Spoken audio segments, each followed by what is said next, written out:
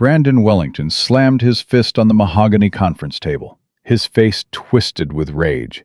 "I don't care if Dad's dying upstairs. We need to liquidate the Miami properties now, before he changes the will." Derek leaned back, smirking. "Already handled. Sold the Grand Hotel this morning. $45 million. He doesn't even know yet." Amanda scrolled through her phone, laughing. "You two are amateurs. I've been forging his signature for months." That Santa Barbara estate? Mine, as of yesterday. In the pool house, their mother Victoria straddled her 28-year-old trainer, breathless. "6 months, baby. Just 6 more months, and I'll be the richest widow in Beverly Hills." 300 feet away, Marcus Wellington sat upright in his bed, very much alive, watching everything on hidden cameras. He wasn't dying. He wasn't even sick. And he was recording every single word. Before we reveal how this billionaire's test destroys his family, subscribe now and comment your city below so we can see how far this story travels. Now, let's go back to where Marcus's plan began. 3 months earlier, Marcus Wellington sat alone in his study at 11 o'clock on a Tuesday night, staring at a text message from his wife. The bourbon in his glass had gone warm, untouched. Around him, his 12,000-square-foot Beverly Hills mansion stood silent, except for the hum of central air conditioning keeping the temperature at a perfect 72 degrees. The text read, "Having dinner with Margaret. Don't wait up." Margaret. The same excuse Victoria had used last Tuesday, and the Thursday before that, and twice the previous week. Marcus opened his phone's location sharing and saw Victoria's dot blinking at the Ivy, an expensive restaurant in West Hollywood. He zoomed in. She'd been there for 3 hours. His private line rang. Robert Chen, his attorney of 30 years. "Marcus, you still up?" "Can't sleep. What's going on?" "I just got a call from Bill Harrison at First National. Your son Derek came in today asking about liquidating the property portfolio. The commercial buildings in Westwood, the apartments in Culver City, everything. He wanted to know the fastest way to convert it all to cash." Marcus set down his glass. Derek doesn't have access to those accounts. "He told Bill you'd agreed to it verbally, but hadn't signed the paperwork yet. Bill called me to verify before proceeding." "I never agreed to anything." Robert was quiet for a moment. "Marcus, I've known you since you were building your first strip mall. I've never heard you sound like this. What's really going on?" Marcus walked to the window overlooking the pool, watching the underwater lights cast dancing shadows across the perfect landscaping. "I built everything they have, Robert. Everything. I came from Montana with $500 and holes in my shoes. I worked 3 jobs to put myself through community college. I spent 20 years building this company from nothing, sleeping in my car between construction sites, eating ramen because I couldn't afford anything else. And now," he laughed bitterly, "my wife makes excuses to avoid me.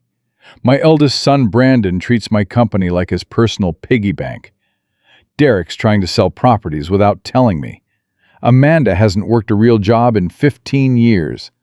And nobody, not one of them, has asked me how I'm doing in months." "What are you saying?" "I'm saying I need to know the truth. I need to know if they love me or if they just love my money." "That's a dangerous question, Marcus. I'm 72 years old. If I don't find out now, when will I? When I'm actually dying and it's too late to do anything about it?" Robert's voice changed, became sharper. "What are you proposing?" Marcus turned from the window. "I want to fake a terminal illness, something serious, cancer maybe, 6 months to live. I want to see who stays by my side when I can't sign checks anymore, when I'm helpless, when all I have to offer is my time and my love. I want to see their true colors." "Marcus, if they find out you deceived them, the damage will be irreparable." "The damage is already done, Robert. I just can't see it yet because I keep writing checks and saying yes to everything. I need proof. I need to know for certain before I write my will." Before I decide who gets what. Before I die for real and it's too late to fix anything. The line went quiet, except for Robert's breathing. Finally, he said, "If we do this, we do it right. We'll need Dr. Mitchell's cooperation. We'll need to move assets to protect them. We'll need surveillance to document everything. And Marcus, you need to prepare yourself for what you might discover." "I'm already prepared. That's why I'm calling you at 11 o'clock at night." "Give me 48 hours. I'll set everything up." After Robert hung up, Marcus sat in the darkness of his study and thought about his family. Brandon, his eldest at 45, Harvard-educated, handsome, confident, the golden boy who'd never failed at anything because Marcus had always smoothed the path ahead of him. Derek, 42, always competing with his older brother, always trying to prove himself, always asking for money to fund the next big scheme. Amanda, 38, beautiful and sophisticated, who'd married twice and divorced twice, always coming home to Daddy when things went wrong. And Lily, 28, his youngest, a school teacher in South Los Angeles, who'd chosen a career helping kids instead of joining the family business.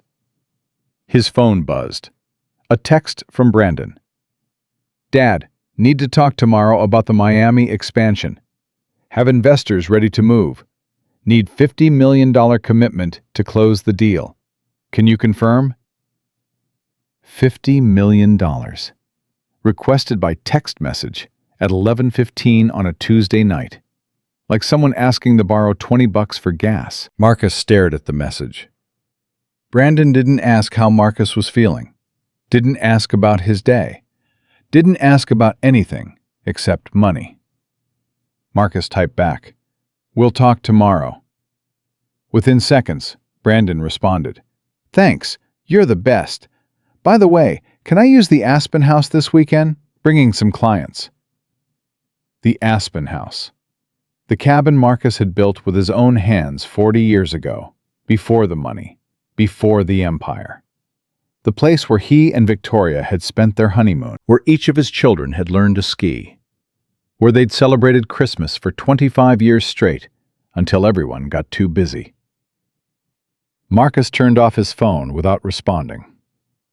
2 days later, Dr. Sarah Mitchell arrived at the mansion at 9 in the morning. She'd been Marcus's physician for 12 years. But more importantly, she'd grown up 3 houses down from him in Billings, Montana. She remembered Marcus before the billions, when he was just the skinny kid who delivered newspapers at 4 in the morning to help his parents pay rent. Marcus met her in his bedroom. She set down her medical bag and looked at him with those sharp brown eyes that had seen him through 2 heart scares and a cancer scare that had turned out to be benign. "Robert called me, told me what you're planning." She crossed her arms. "Marcus Wellington, this is the craziest thing I've ever heard. Will you help me?" I should say no. I should tell you this is unethical and potentially illegal, and definitely insane. She sat down heavily in the chair by his bed. "But I've watched you for 12 years, Marcus. I've watched you give and give and give to people who only show up when they need something. So yes, I'll help you. But you need to understand what you're really doing here. I'm testing my family. No, you're about to experience what every terminal patient experiences. You're going to watch people you love react to your death. Some will rise to the occasion. Most won't. And once you see that, Marcus, you can't unsee it. It'll change you forever." Marcus met her eyes. "I'm already changed. I just need to know how much." Sarah opened her bag and pulled out several vials and a syringe. "These are vitamin supplements, but we'll make it look like I'm drawing blood for urgent tests. I'll stage this perfectly. In 3 days, I'll call a family meeting and deliver the diagnosis. Pancreatic cancer, stage 4, 6 to 8 months maximum. No treatment options that would meaningfully extend life." "How do you make it believable?" "I've delivered that diagnosis 47 times in my career, Marcus. I know exactly how to make it believable." She paused, her hand on his shoulder. "But there's something you need to know. When I tell your family you're dying, I'm going to be watching them, too. And if what I see confirms what you suspect, it's going to break my heart almost as much as it breaks yours."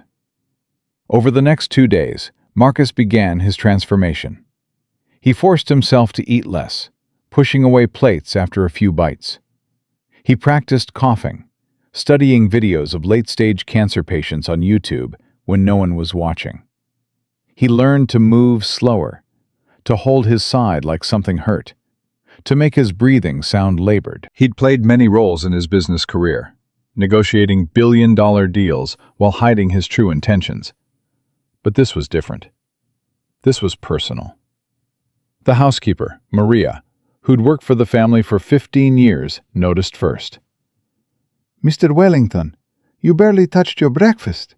Are you feeling okay?" "Just not very hungry, Maria. Don't worry." But her eyes stayed concerned, and Marcus felt a pang of guilt. Maria genuinely cared. She always had. Why couldn't his own family show the same concern?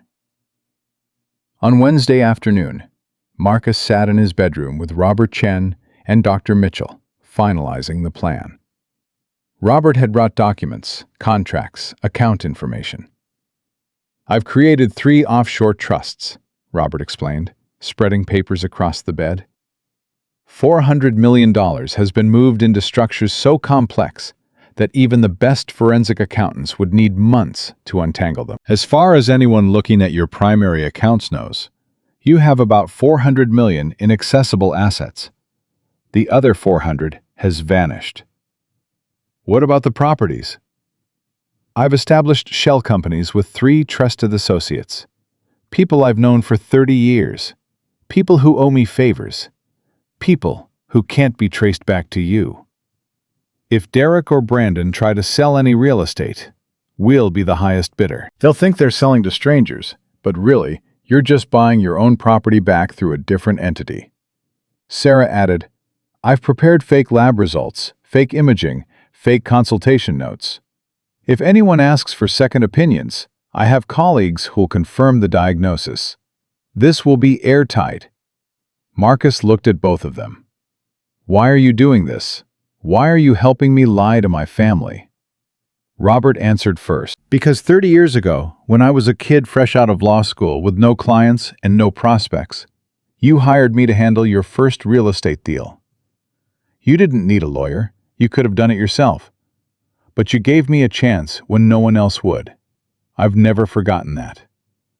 Sarah said, "Because when my brother got addicted to opioids and lost everything, you paid for his rehab.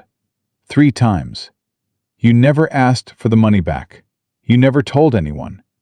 You just helped because that's who you are. Or who you were before all this." She gestured around the opulent bedroom. "Maybe this test will help you find that person again."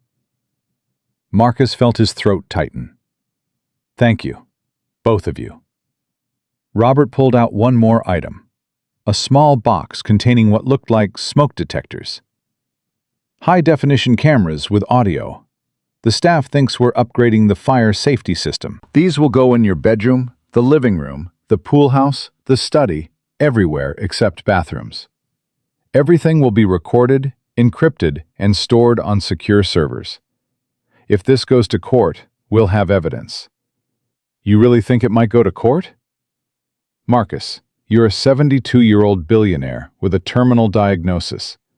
Your children are going to fight over your estate like dogs over a bone. We need to be ready for everything, including attempts to have you declared incompetent so they can seize power of attorney." The weight of those words settled over Marcus like a lead blanket. That evening, Victoria came home at 8 o'clock, her hair freshly styled, her makeup perfect. She found Marcus in the living room, sitting alone in the dim light. "Darling, why are you sitting in the dark?" She turned on a lamp, flooding the room with light. "Just thinking." "About what?" She sat across from him, not beside him. There was a time when she would have curled up next to him on the sofa, when they'd talk for hours about everything and nothing. That time felt like a different lifetime. About us, about the family, about what matters. Victoria's smile faltered slightly. That's awfully philosophical for a Wednesday night. Are you feeling all right? I have a doctor's appointment tomorrow. Just a checkup. Oh, she checked her phone, scrolling through messages. Do you need me to come with you? Would you want to? She looked up, surprise crossing her face. Of course, if you need me to. But I have that charity luncheon tomorrow, the one for the children's hospital. I'm on the planning committee. No, don't worry about it. The luncheon is important. Are you sure? But she was already standing, already moving toward the door. I'm exhausted. I think I'll sleep in the pool house tonight. The bed's more comfortable for my back. Victoria, she turned. Yes? When was the last time you said you loved me? The question seemed to catch her off guard. What? Marcus, don't be silly. You know I love you. When was the last time you said it? She laughed, but it sounded forced. I don't keep track of every time I say I love you. That's ridiculous. She paused at the door. Are you sure you're feeling all right? You're acting strange. I'm fine. Good night, Victoria. Good night, darling. She left, and Marcus sat alone in the enormous living room, surrounded by furniture that cost more than most people's houses, art worth millions on the walls, and a crushing loneliness that no amount of money could fix. The next morning, Dr. Mitchell arrived at 10 o'clock for the checkup. She drew blood, took vitals, asked questions about symptoms that Marcus had carefully researched and now reported. Fatigue, yes. Loss of appetite, yes. Occasional pain in his abdomen, yes. Weight loss, about 10 pounds in the last month. I'm going to run a full panel, Sarah said loudly enough for Maria to hear from the hallway. Mr. Wellington, I want you to rest today. No stress, no work. I'll have results by tomorrow. After she left, Marcus spent the day in his bedroom, practicing his role. He refused lunch, claiming no appetite. He coughed periodically, making it sound deep and painful. He moved slowly when Maria came to check on him. Mr. Wellington, can I bring you anything? Some soup, maybe? No, thank you, Maria. I just need to rest. Her face creased with worry. Should I call Mrs. Wellington? No, don't bother her. She's busy. That evening, Brandon stopped by, breezing into Marcus's bedroom without knocking. Hey, Dad, about that Miami deal. I need an answer. The investors are getting antsy. Marcus looked at his eldest son. Brandon wore a $3,000 suit, a Rolex that Marcus had given him for his 40th birthday, shoes that cost more than Maria's monthly salary. He looked successful, confident, every inch the corporate executive. But he didn't look concerned about his father. Brandon, can we talk about it next week? Next week? Dad, this deal is time-sensitive. We're talking about waterfront property in South Beach. If we don't move now, someone else will grab it. I'm not feeling well today. Yeah, Maria mentioned you had a doctor visit. Everything okay? But he was already checking his phone, scrolling through emails. We'll see. The doctor's running tests. Tests for what? Still scrolling. We'll know tomorrow. Brandon finally looked up. Okay, well, feel better. But seriously, I need an answer on Miami. $50 million isn't chump change. I need to know you're committed. He headed for the door, then paused. Oh, by the way, I'm taking the jet to Vegas this weekend. Bachelor party for Trevor. You remember Trevor, right? From Harvard? The jet needs maintenance. I already had that scheduled. We're good to go. Brandon grinned. Thanks, Dad. You're the best. He left before Marcus could respond. Marcus lay back against the pillows and closed his eyes. His son had been in the room for less than 3 minutes, had spent maybe 15 seconds actually asking about his health. The rest was money, deals, requests. The next evening, Dr. Mitchell returned to the mansion and requested that all family members gather in the main living room. Marcus sat in his armchair, deliberately looking tired and weak. Robert Chen stood in the corner, ostensibly there for estate planning reasons, but really there to witness everything. Victoria arrived from the pool house, annoyed at being summoned. "Sarah, this is highly irregular. Can't whatever this is wait until tomorrow? I have dinner plans."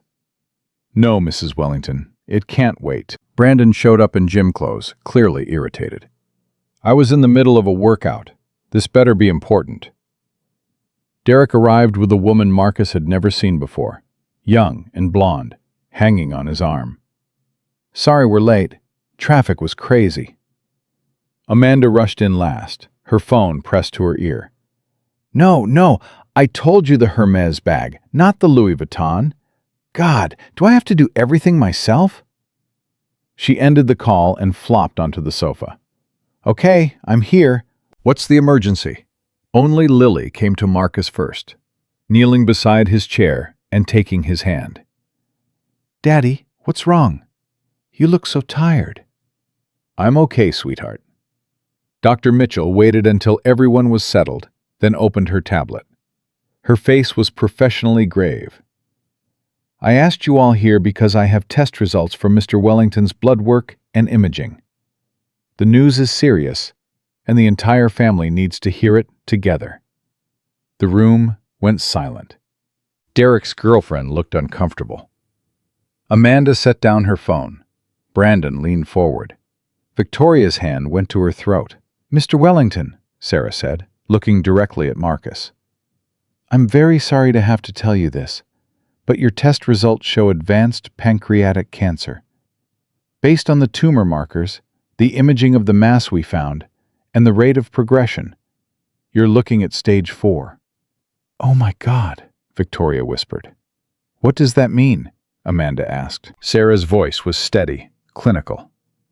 "It means the cancer has spread beyond the pancreas.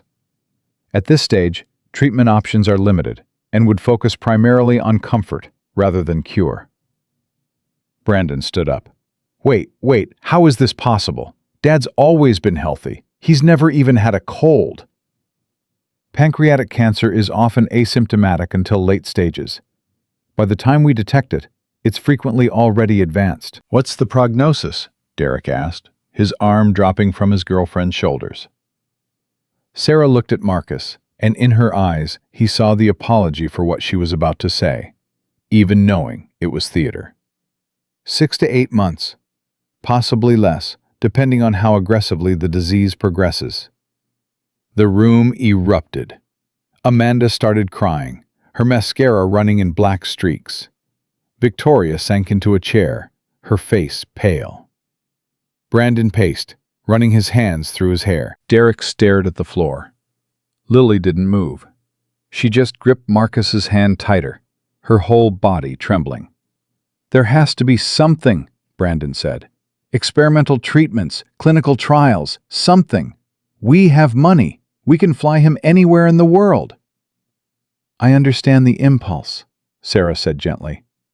"But in cases this advanced, aggressive treatment often reduces quality of life without providing meaningful extension. We're talking about weeks, maybe a month or 2 at best, in exchange for severe side effects that would make his remaining time miserable." "So what? We just give up?" Amanda sobbed. "We focus on keeping him comfortable. Pain management, palliative care, making sure he's surrounded by people who love him." Victoria stood abruptly and walked to the window, her back to everyone. Her shoulders were rigid, her hands clenched at her sides. After a long moment, she turned around. Her eyes were dry. "We need to be practical about this. Marcus, have you updated your will recently?" The room went completely silent. Even Amanda stopped crying. "Victoria," Lily said, her voice sharp with disbelief. "The doctor just told us Daddy is dying, which is exactly why we need to handle these matters now, while he's still lucid and capable of making decisions." Victoria's voice was calm, reasonable, but her eyes were calculating. Brandon is the eldest. He should take over the company officially. We need to establish clear lines of authority, access to accounts, that sort of thing. Marcus watched his wife, this woman he'd loved for 40 years, reduce his death to a business transaction. Mom, are you serious right now? Lily's voice cracked. I'm being realistic, Lily. You're young. You don't understand how complicated these things can get. Estate planning, tax implications, business continuity. If we don't handle this properly, the whole empire could collapse. Brandon cleared his throat. Mom's right, actually. Dad, I know this is hard to think about, but the company needs leadership. I've been working with you for 20 years. I know the business inside and out. Maybe it's time to make the transition official. The transition? Marcus said quietly. I'm not dead yet. I know. I just meant, so you don't have to worry about work, so you can focus on your health. But Brandon's eyes betrayed him. He wasn't thinking about Marcus's health. He was thinking about control. Derek stood up. And the properties? Dad, you've always said I had a good eye for real estate. Maybe I should take over the portfolio management. Reduce your stress. Reduce my stress, or give you access to sell everything, Lily said, standing to face her brothers. Lily, stay out of this, Amanda snapped. You're a school teacher. You don't understand business. I understand that our father was just diagnosed with terminal cancer 20 minutes ago, and you're all already dividing up his assets like he's not even in the room. We're trying to help, Victoria said coldly. Help? Help who? Help yourselves? Marcus held up his hand. Enough. Everyone stop. His voice was weak, deliberately so, but it cut through the arguing. I need to rest. We'll talk about all of this later. Dad, Brandon started. We really should... Later, Marcus said firmly. Dr. Mitchell packed up her tablet. I'll be back tomorrow to discuss pain management and care options. For now, Mr. Wellington needs rest and quiet. The family dispersed slowly. Brandon left first, already on his phone in the hallway. Marcus heard him say, Yeah, the diagnosis is confirmed. We need to move faster on Miami. I'll explain later. Derek and his girlfriend left next. As they reached the door, Marcus heard Derek say, This changes everything. Call that broker tomorrow. Tell him I'm ready to move on the Westwood properties. Amanda lingered, approaching Marcus with tears streaming down her face. Daddy, I'm so sorry. She hugged him, and for a moment, Marcus thought maybe she genuinely cared. Then she whispered, Daddy, I need to ask you something. That property in Santa Barbara you mentioned putting in my name last year? Did you ever follow through? Because if not, we should really handle that now, before things get complicated. Marcus pulled back, staring at his daughter. Amanda, I was diagnosed with terminal cancer half an hour ago. She had the grace to look ashamed, but only for a second. I know, Daddy. I'm sorry.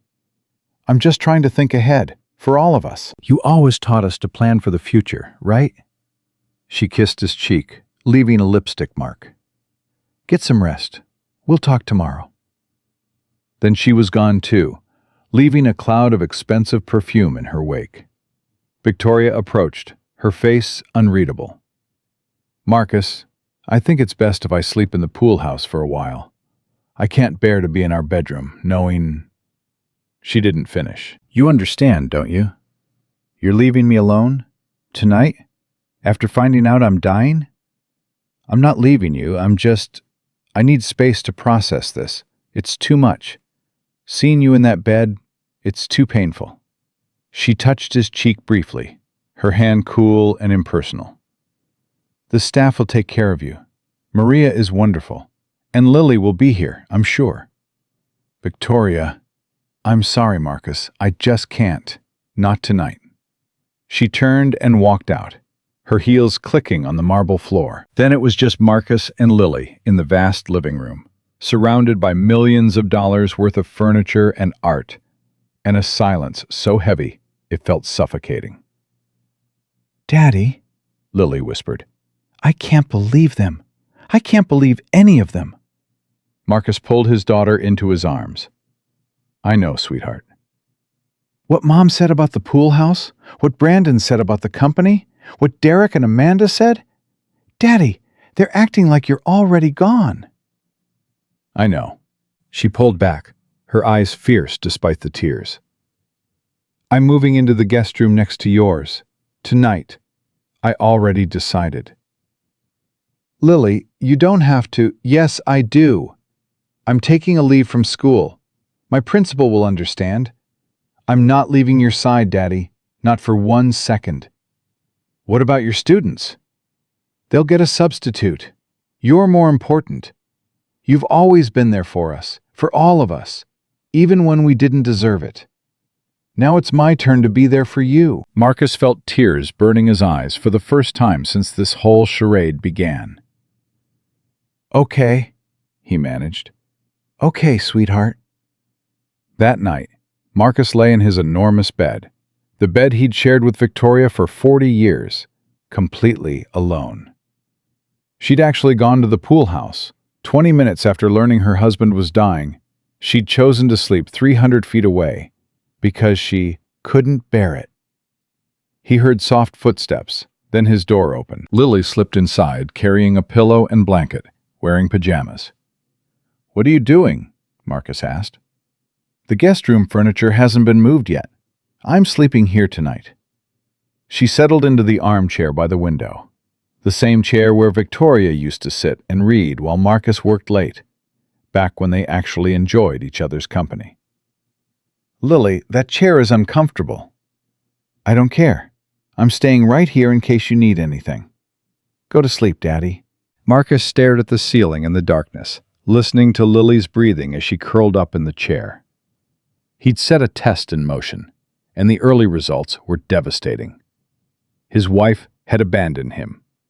His eldest son was already maneuvering for control of the company.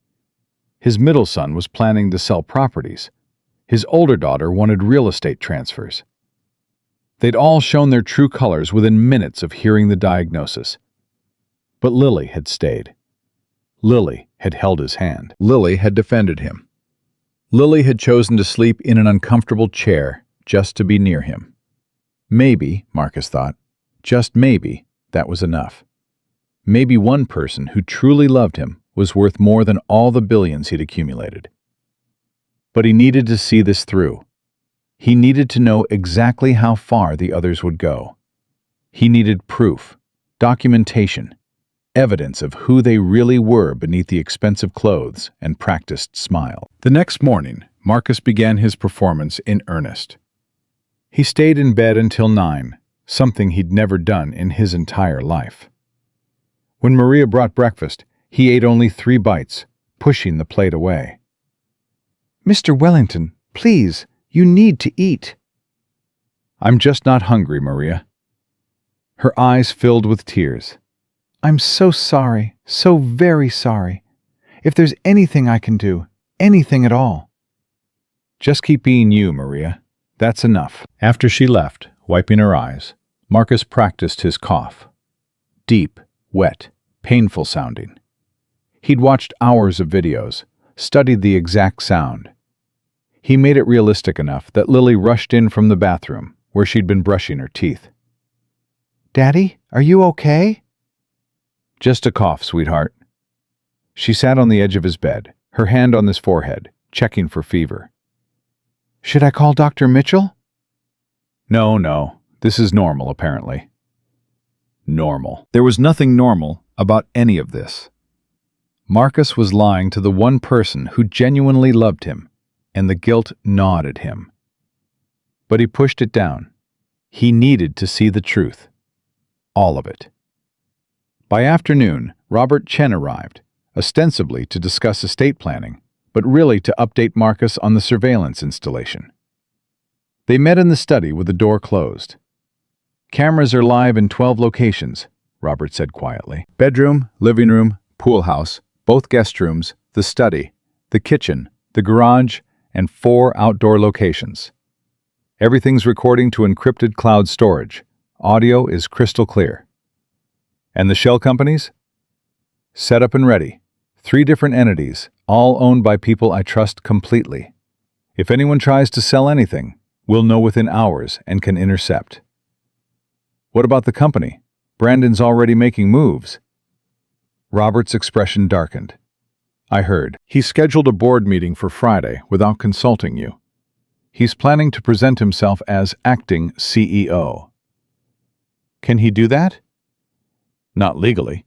He'd need your authorization or a declaration of incapacity. But Marcus, if the board believes you're too sick to lead, they might go along with it. Let them. I want to see how he handles the power. That's dangerous. Brandon could do serious damage to the company. The company can be fixed. I need to know who my son really is. Robert studied Marcus for a long moment.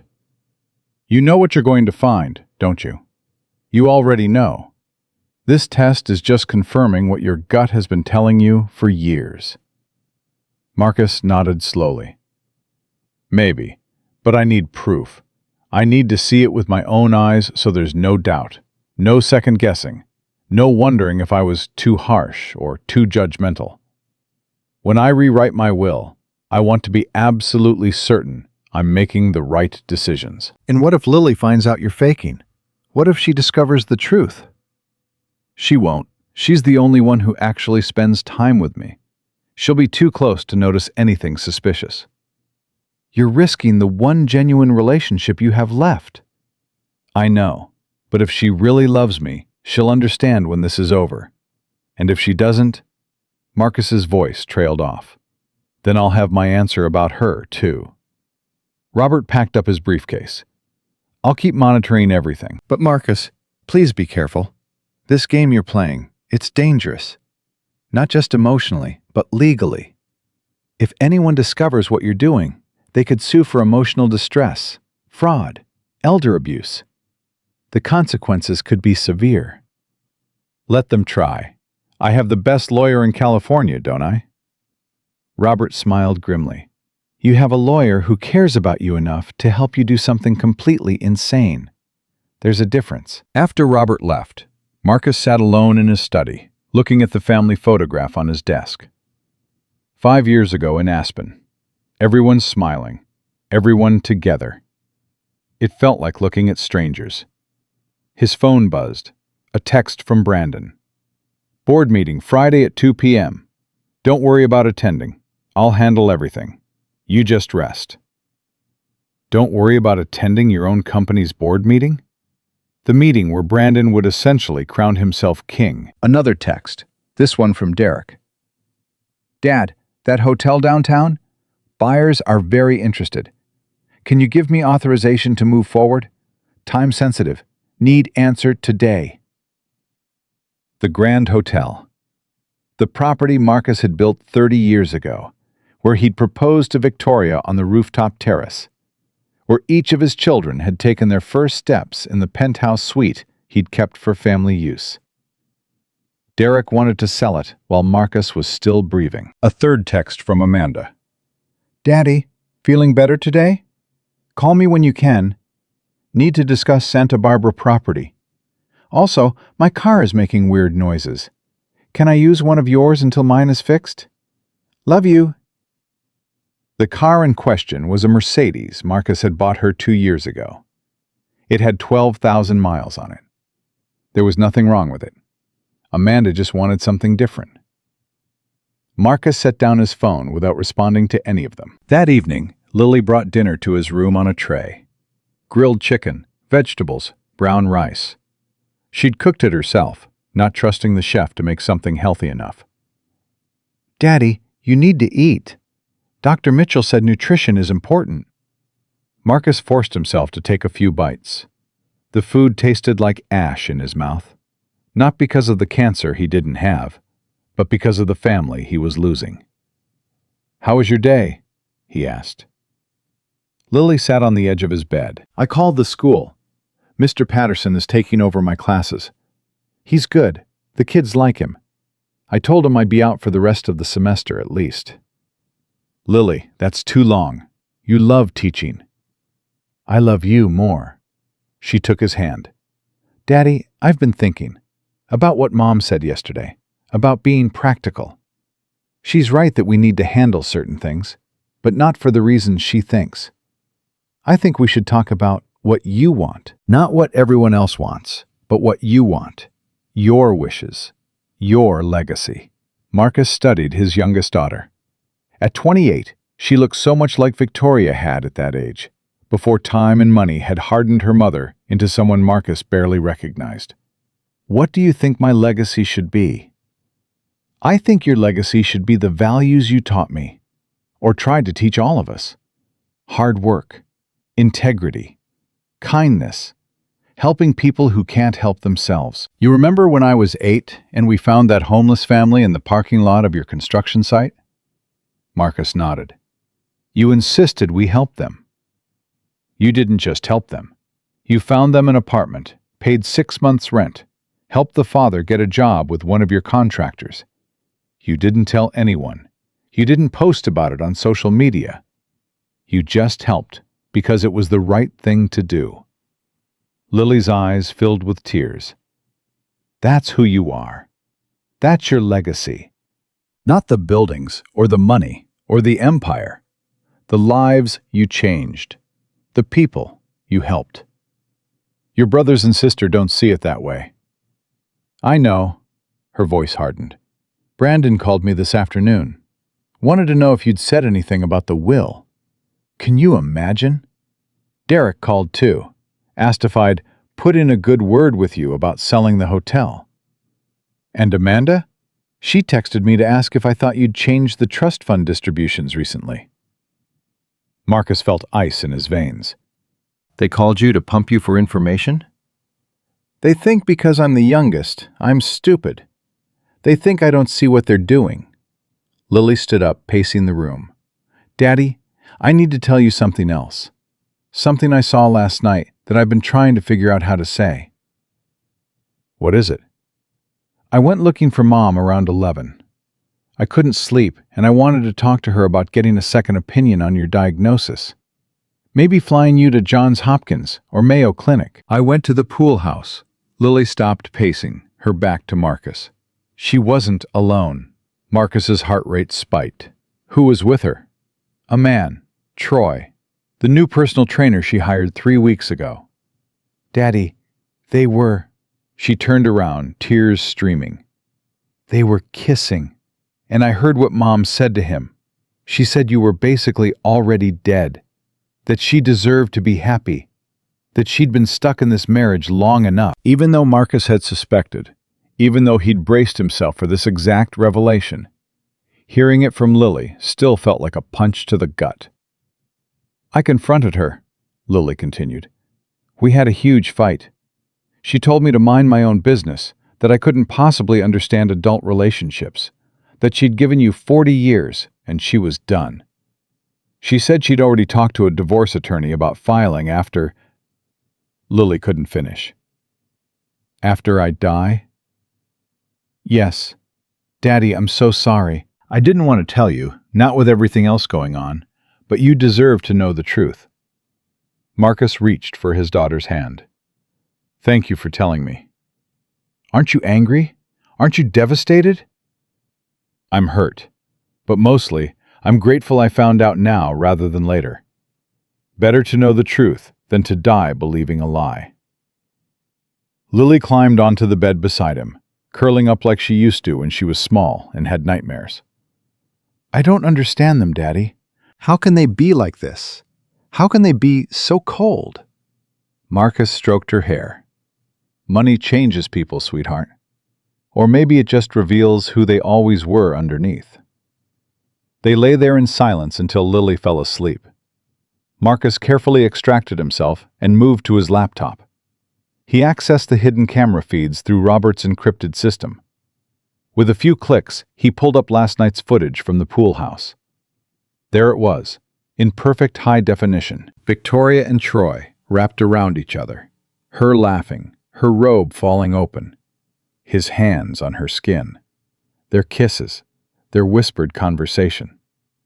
Marcus turned up the audio. "What if someone sees?" Troy asked. "My husband can barely lift his head off the pillow," Victoria said. "In 6 months, maybe less, I'll be a very wealthy widow. Why shouldn't I enjoy myself now?" "What about your kids?" Victoria's laugh was cold. "My kids? They're too busy figuring out how to spend their inheritance to notice what I'm doing. Brandon's already acting like he owns the company. Derek's selling properties behind Marcus's back. Amanda just asked me which jewelry I'd give her when Marcus dies. Nobody cares about Marcus anymore. He's just a checkbook that's about to close." Marcus watched his wife of 40 years dismiss him as nothing more than a checkbook. He watched her betray him with a man half her age. He watched her plan for his death like it was a business opportunity. He saved the footage, encrypted it, and sent it to Robert's secure server. Then he opened a new document and began writing. A new will, a new plan, a complete restructuring of everything he'd built.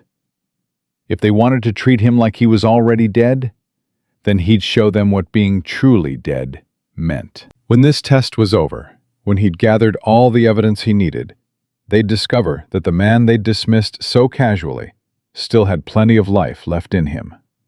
And he'd use that life to make sure they got exactly what they deserved.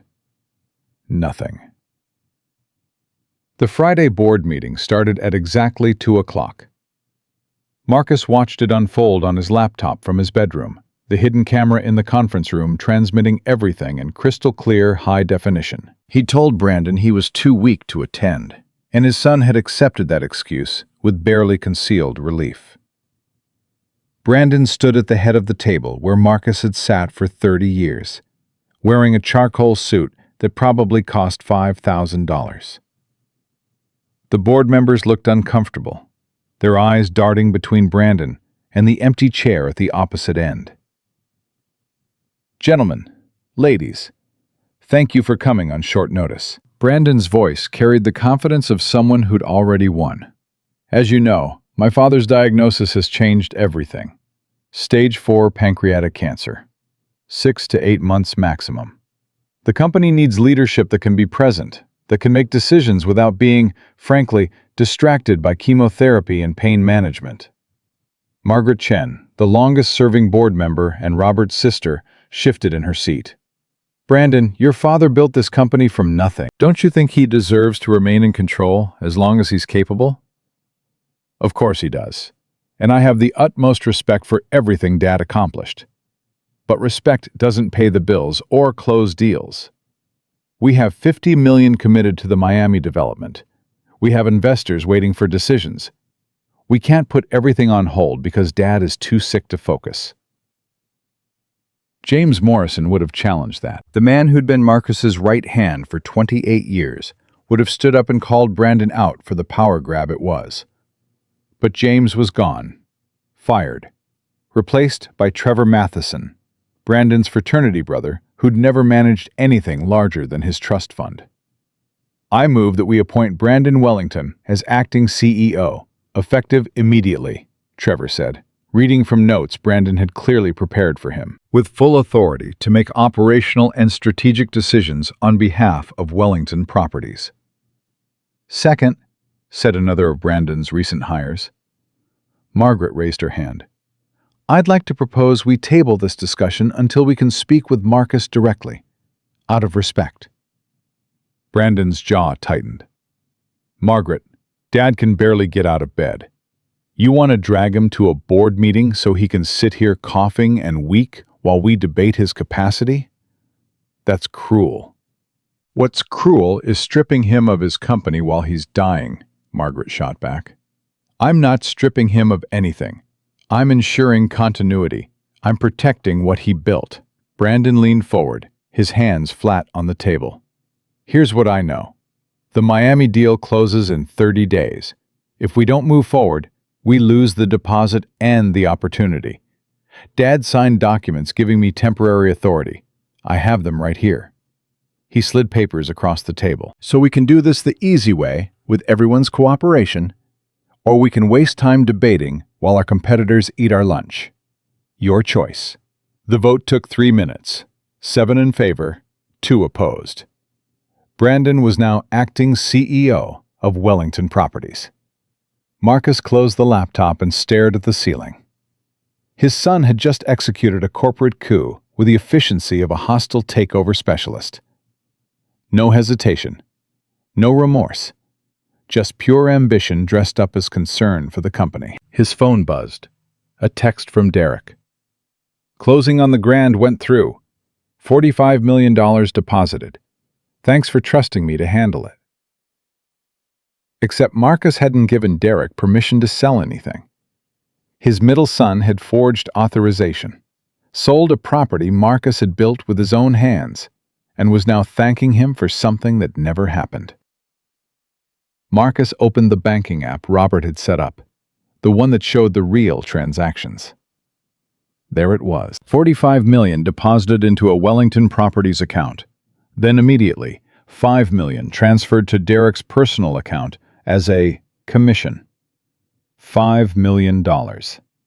Derek had paid himself $5 million for selling his father's property without permission, while that father lay supposedly dying. The bedroom door opened. Lily came in carrying a tray with soup and crackers. Daddy, you need to eat something. You've barely had anything all day. Marcus sat up, accepting the tray. Thank you, sweetheart. Dr. Mitchell called. She wants to come by tomorrow to discuss pain management options. She said the next few weeks might get uncomfortable. Lily's voice cracked slightly. I told her to bring whatever you need. I don't want you to hurt. Marcus felt his chest tighten with genuine emotion. While his other children were dismantling his empire, and his wife was sleeping with her trainer, Lily was worried about his pain that didn't exist. Sit with me, he said. She settled beside him on the bed, and for a moment they were quiet, just father and daughter, in a room that felt like the only safe space left in the entire mansion. Did Brandon's meeting go well? Lily asked. You know about that? He texted the whole family. Said he's acting CEO now. Said it was necessary for business continuity. She made air quotes with her fingers. Derek replied with 3 thumbs-up emojis. Amanda sent a champagne bottle emoji. Mom didn't respond at all, but I'm sure she's thrilled. And what did you think? Lily looked at him with those clear eyes that reminded him so much of his own mother, a woman who'd worked 2 jobs to keep food on the table and never complained once. I think Brandon couldn't even wait until you're actually gone to take over. I think it's disgusting. And I think if I were you, I'd be changing my will right about now. Marcus almost smiled. Pretty cynical for a school teacher. I'm not cynical. I'm realistic. Daddy, I've watched them my whole life. Brandon always got everything first because he was the oldest.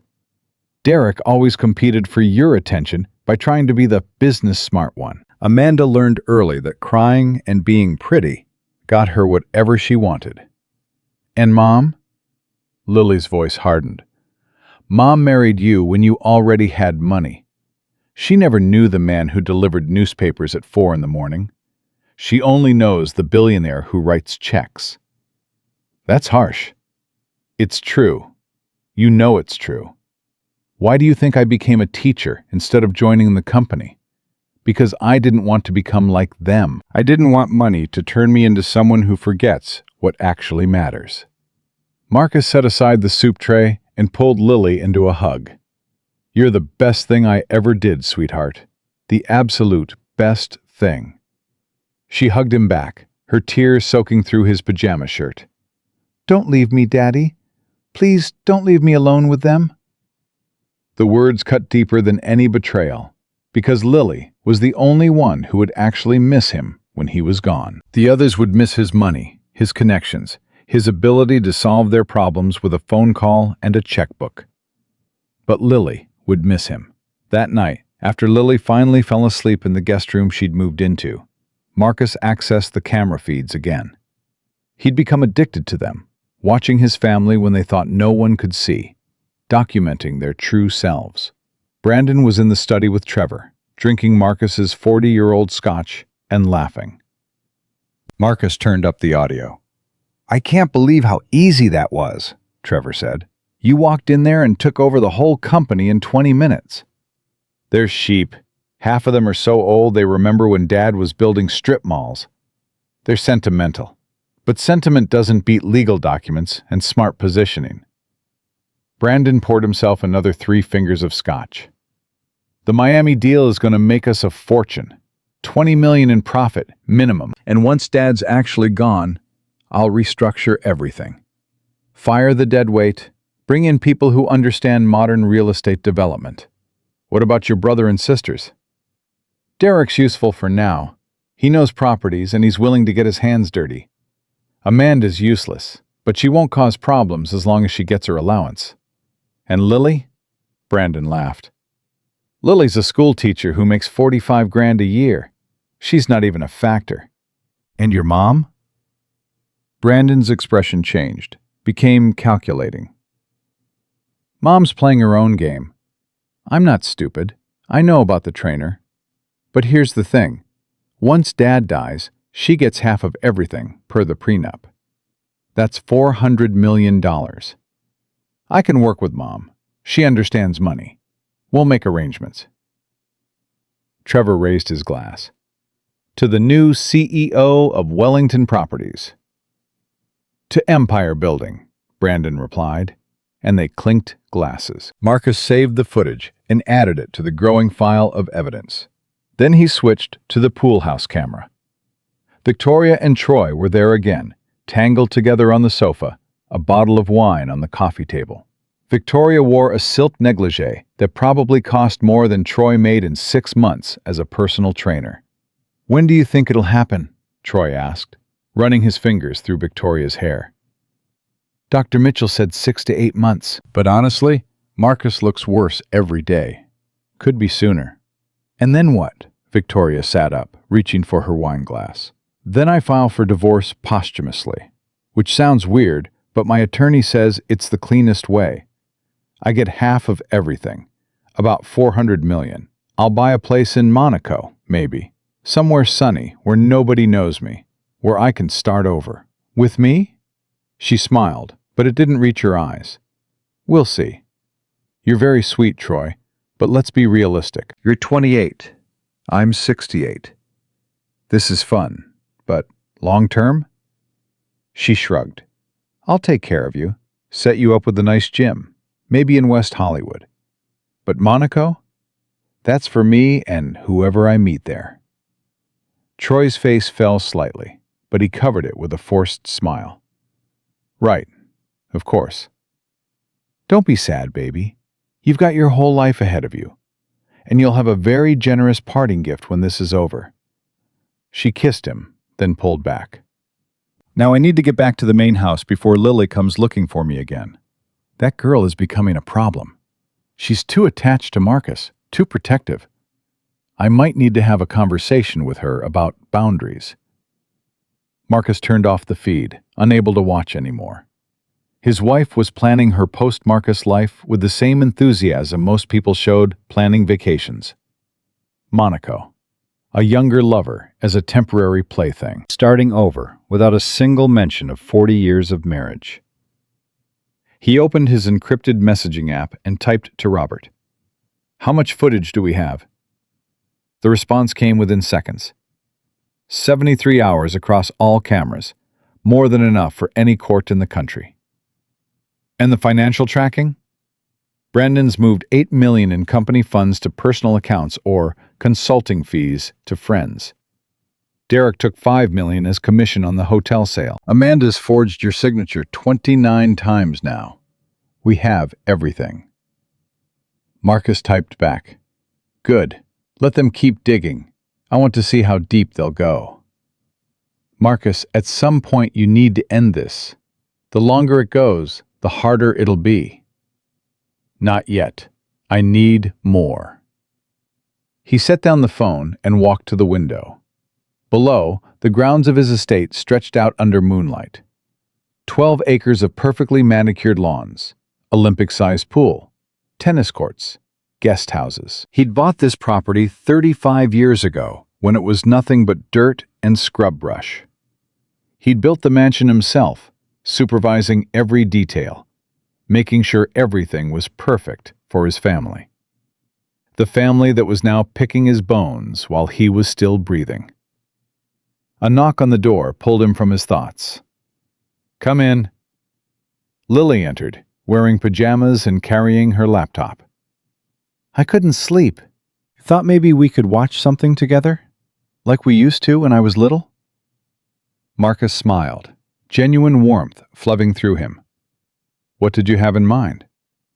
The old westerns you love. The ones Mom always said were boring. They settled into bed together, Lily propping the laptop on a pillow between them. She queued up The Magnificent Seven, and for 2 hours, Marcus forgot about betrayal and tests and hidden cameras. He just watched a movie with his daughter, her head on his shoulder, her breathing steady and peaceful. When the credits rolled, Lily didn't move. Daddy? "Yes, sweetheart?" When you're gone, can I have this house? The question startled him. "Why would you want this place?" Because it's where I grew up. Where you taught me to swim in that pool. Where we had Christmas mornings and birthday parties and Sunday dinners. Before everyone got so busy and everything got so complicated. I know Brandon will want it because it's worth $30 million. And Derek will want to sell it. And Amanda will want to turn it into some kind of showcase. But I just want to keep it the way it was. The way it felt when I was little, and we were actually a family.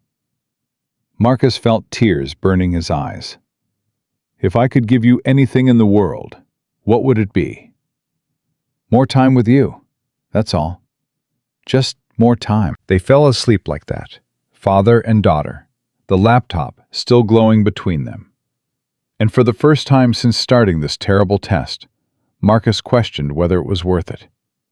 Because seeing the truth about Victoria, Brandon, Derek, and Amanda meant inflicting pain on Lily too. She'd have to live knowing what her family really was. She'd carry that knowledge forever. But then he thought about James Morrison, escorted from the building after 28 years, about the employees Brandon was planning to fire, about the empire being dismantled by people who'd never built anything in their lives. And he knew he had to see it through. The next morning, Dr. Mitchell arrived with a nurse Marcus had never met, a middle-aged woman named Patricia, who carried a medical bag and wore scrubs covered in cheerful cartoon characters. "Mr. Wellington, this is Patricia.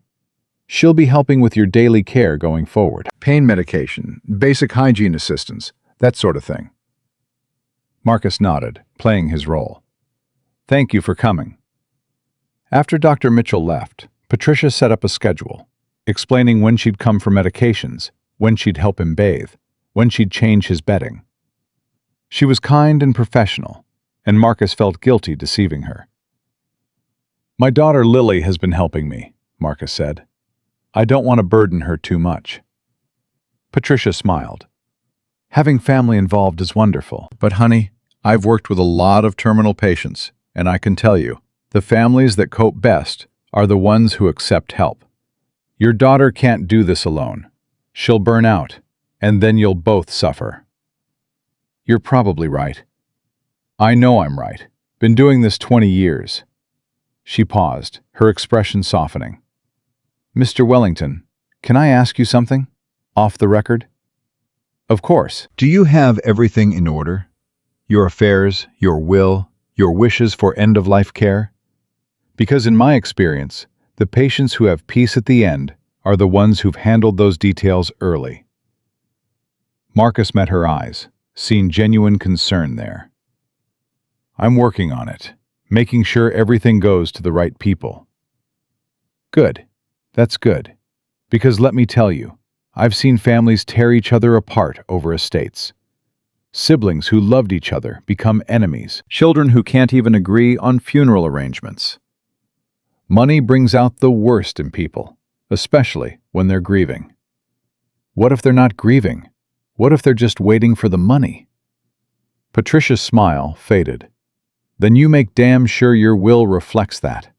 You make sure the people who actually love you are taken care of, and the vultures get what they deserve. After Patricia left, Marcus sat in his bed and thought about her words. She'd worked with terminal patients for 20 years. She'd seen it all. And she'd just confirmed what he already knew. His family was typical. Maybe even better than most. At least they were pretending to care, showing up occasionally, going through the motions. But that made it worse somehow. Because if this was normal, if families routinely turned on dying relatives, then what did that say about humanity? About love? About the relationships people spent their whole lives building? His phone rang. An unknown number. Marcus almost didn't answer, but something made him pick up. Hello? Mr. Wellington, this is James Morrison. Marcus sat up straighter. James, how are you? Honestly, sir, I'm confused and hurt, and I have no idea what I did wrong. But that's not why I'm calling. I'm calling because I need to warn you about something. What is it? Your son Brandon is planning to sell the company. Not pieces of it, the whole thing. He's in talks with Meridian Group about a buyout. They're offering $200 million for a controlling stake. Marcus's blood ran cold. That's half what the company's worth. I know, but Brandon's presenting it as a smart move, a way to liquidate before the market shifts. He's telling people you approved it, that it was your idea to sell while you're still alive, so you can see the legacy secured. But Mr. Wellington, I've worked with you long enough to know that's not true. You'd never sell. This company is your life's work. How do you know this? Because Meridian's legal team contacted me for a reference. They want to know about the company's operations, who the key players are, what the culture is like. I stalled them, said I needed to think about it. But sir, if Brandon's really doing this, you need to stop him. He doesn't have the authority to sell the company, but he's acting like he does. Marcus closed his eyes, feeling the weight of this new betrayal. James, I need you to do something for me. I need you to cooperate with Meridian, but slowly. Ask for time. Tell them you're willing to help, but you're dealing with personal matters. Buy me 2 weeks. 2 weeks for what? For me to handle this properly. And James, when this is over, you'll have your job back, with a significant raise and a seat on the board. I promise you that. Mr. Wellington, I don't understand what's happening, but I trust you. I'll do what you ask. After hanging up, Marcus immediately called Robert. Brandon's trying to sell the company. What? Marcus explained the Meridian situation, his voice shaking with rage. He's not just taking over. He's planning to gut everything and walk away with hundreds of millions. Marcus, we need to act now. This has gone far enough. If he actually manages to sell, he won't, because you're going to file an injunction today. Medical incapacity concerns. My attorney has reason to believe I wasn't in my right mind when I signed those documents giving Brandon temporary authority. We'll claim undue influence, that he pressured me while I was weak and vulnerable. That'll start a legal war. Good. Let it. I want everyone to see exactly who he is. I want it documented in court filings and legal briefs. I want the whole world to know that my son tried to sell my company while I lay dying. Marcus, do it, Robert. Today. And leak it to the business press. I want everyone to know. That afternoon, all hell broke loose. Robert filed the injunction and simultaneously released a statement to the Wall Street Journal, Bloomberg, and the Los Angeles Times. By 3 o'clock, the story was everywhere. Billionaire Marcus Wellington challenges son's authority amid health crisis. Brandon stormed into Marcus's bedroom at 4:30, his face purple with rage. What the hell did you do? Marcus looked up from his bed, where he'd been pretending to sleep. I protected my company. Protected it? You just humiliated me in front of the entire business community. My phone hasn't stopped ringing. The board is in chaos. Meridian is threatening to pull out of talks completely. Good, because those talks should never have happened. I was trying to help you, trying to secure the future before it's too late. Marcus sat up slowly, dropping some of the weakness from his performance. You were trying to sell my life's work for $200 million when it's worth $500. You were trying to line your pockets and walk away before I was even in the ground. That's not true. James Morrison called me, Brandon. I know everything. Brandon's face went from purple to white. James is a disgruntled former employee trying to cause trouble. James is a man who gave me 28 years of loyal service before you fired him to bring in your fraternity brothers and yes men. Marcus's voice grew stronger. You thought I was too sick to notice. You thought I was too weak to fight back. You were wrong. Dad, you're not thinking clearly. The cancer, the medications, they're affecting your judgment. I'm not on any medications. I'm not getting treatment. And my judgment is perfectly clear. Clear enough to see that you don't give a damn about me or this company. You just want the money. Brandon's expression shifted, became cold. Fine. You want the truth? Yes, I want the money. I've earned it. I've worked for you my entire adult life. I've done everything you asked. I've played the good son while you threw money at Derek's schemes and Amanda's shopping sprees and Lily's noble poverty fantasy. So yes, when I saw an opportunity to finally get what I deserve, I took it. What you deserve? You drive a car I bought. You live in a house I paid for. You run a company I built from nothing. Everything you have, I gave you. And I've been grateful, but gratitude doesn't pay my bills or build my future. You're dying, Dad. In 6 months, maybe less, you'll be gone, and I need to know that I'm taken care of, that my family is secure, that I have something to show for 30 years of working in your shadow. Marcus stared at his eldest son, seeing him clearly for perhaps the first time. Brandon wasn't evil. He was weak. He'd never built anything himself, never struggled, never failed, because Marcus had always smoothed the path. And now, faced with actual adversity, he was showing his true character. Get out of my room, Marcus said quietly. Dad? Get out, and tell Derek and Amanda to stay away too. The only person I want to see is Lily. You can't be serious. I'm completely serious. Now leave before I have security remove you. Brandon stood there for a moment, his hands clenched into fists. Then he turned and walked out, slamming the door hard enough to rattle the paintings on the walls. Marcus lay back against his pillows, his heart racing. That had been real. Not performance, not test, but genuine anger and disappointment spilling out. And it had felt good. Honest. Like finally saying the things he'd been holding back for years. Lily appeared in the doorway 5 minutes later. I heard yelling. Are you okay? I'm fine. Brandon and I had a disagreement. About him trying to sell the company? You heard? Daddy, it's all over the news. Business networks are doing special reports. Twitter is exploding. Everyone's talking about it. She sat on the edge of his bed. Is it true? Was he really trying to sell Wellington Properties? Yes. God. Lily rubbed her face with both hands. I knew he was ambitious. I knew he wanted control. But selling the whole company? That's insane. He thinks he deserves it. Says he's earned it. By doing what? Showing up to work in a suit? Making PowerPoint presentations? You built that company with your bare hands, Daddy.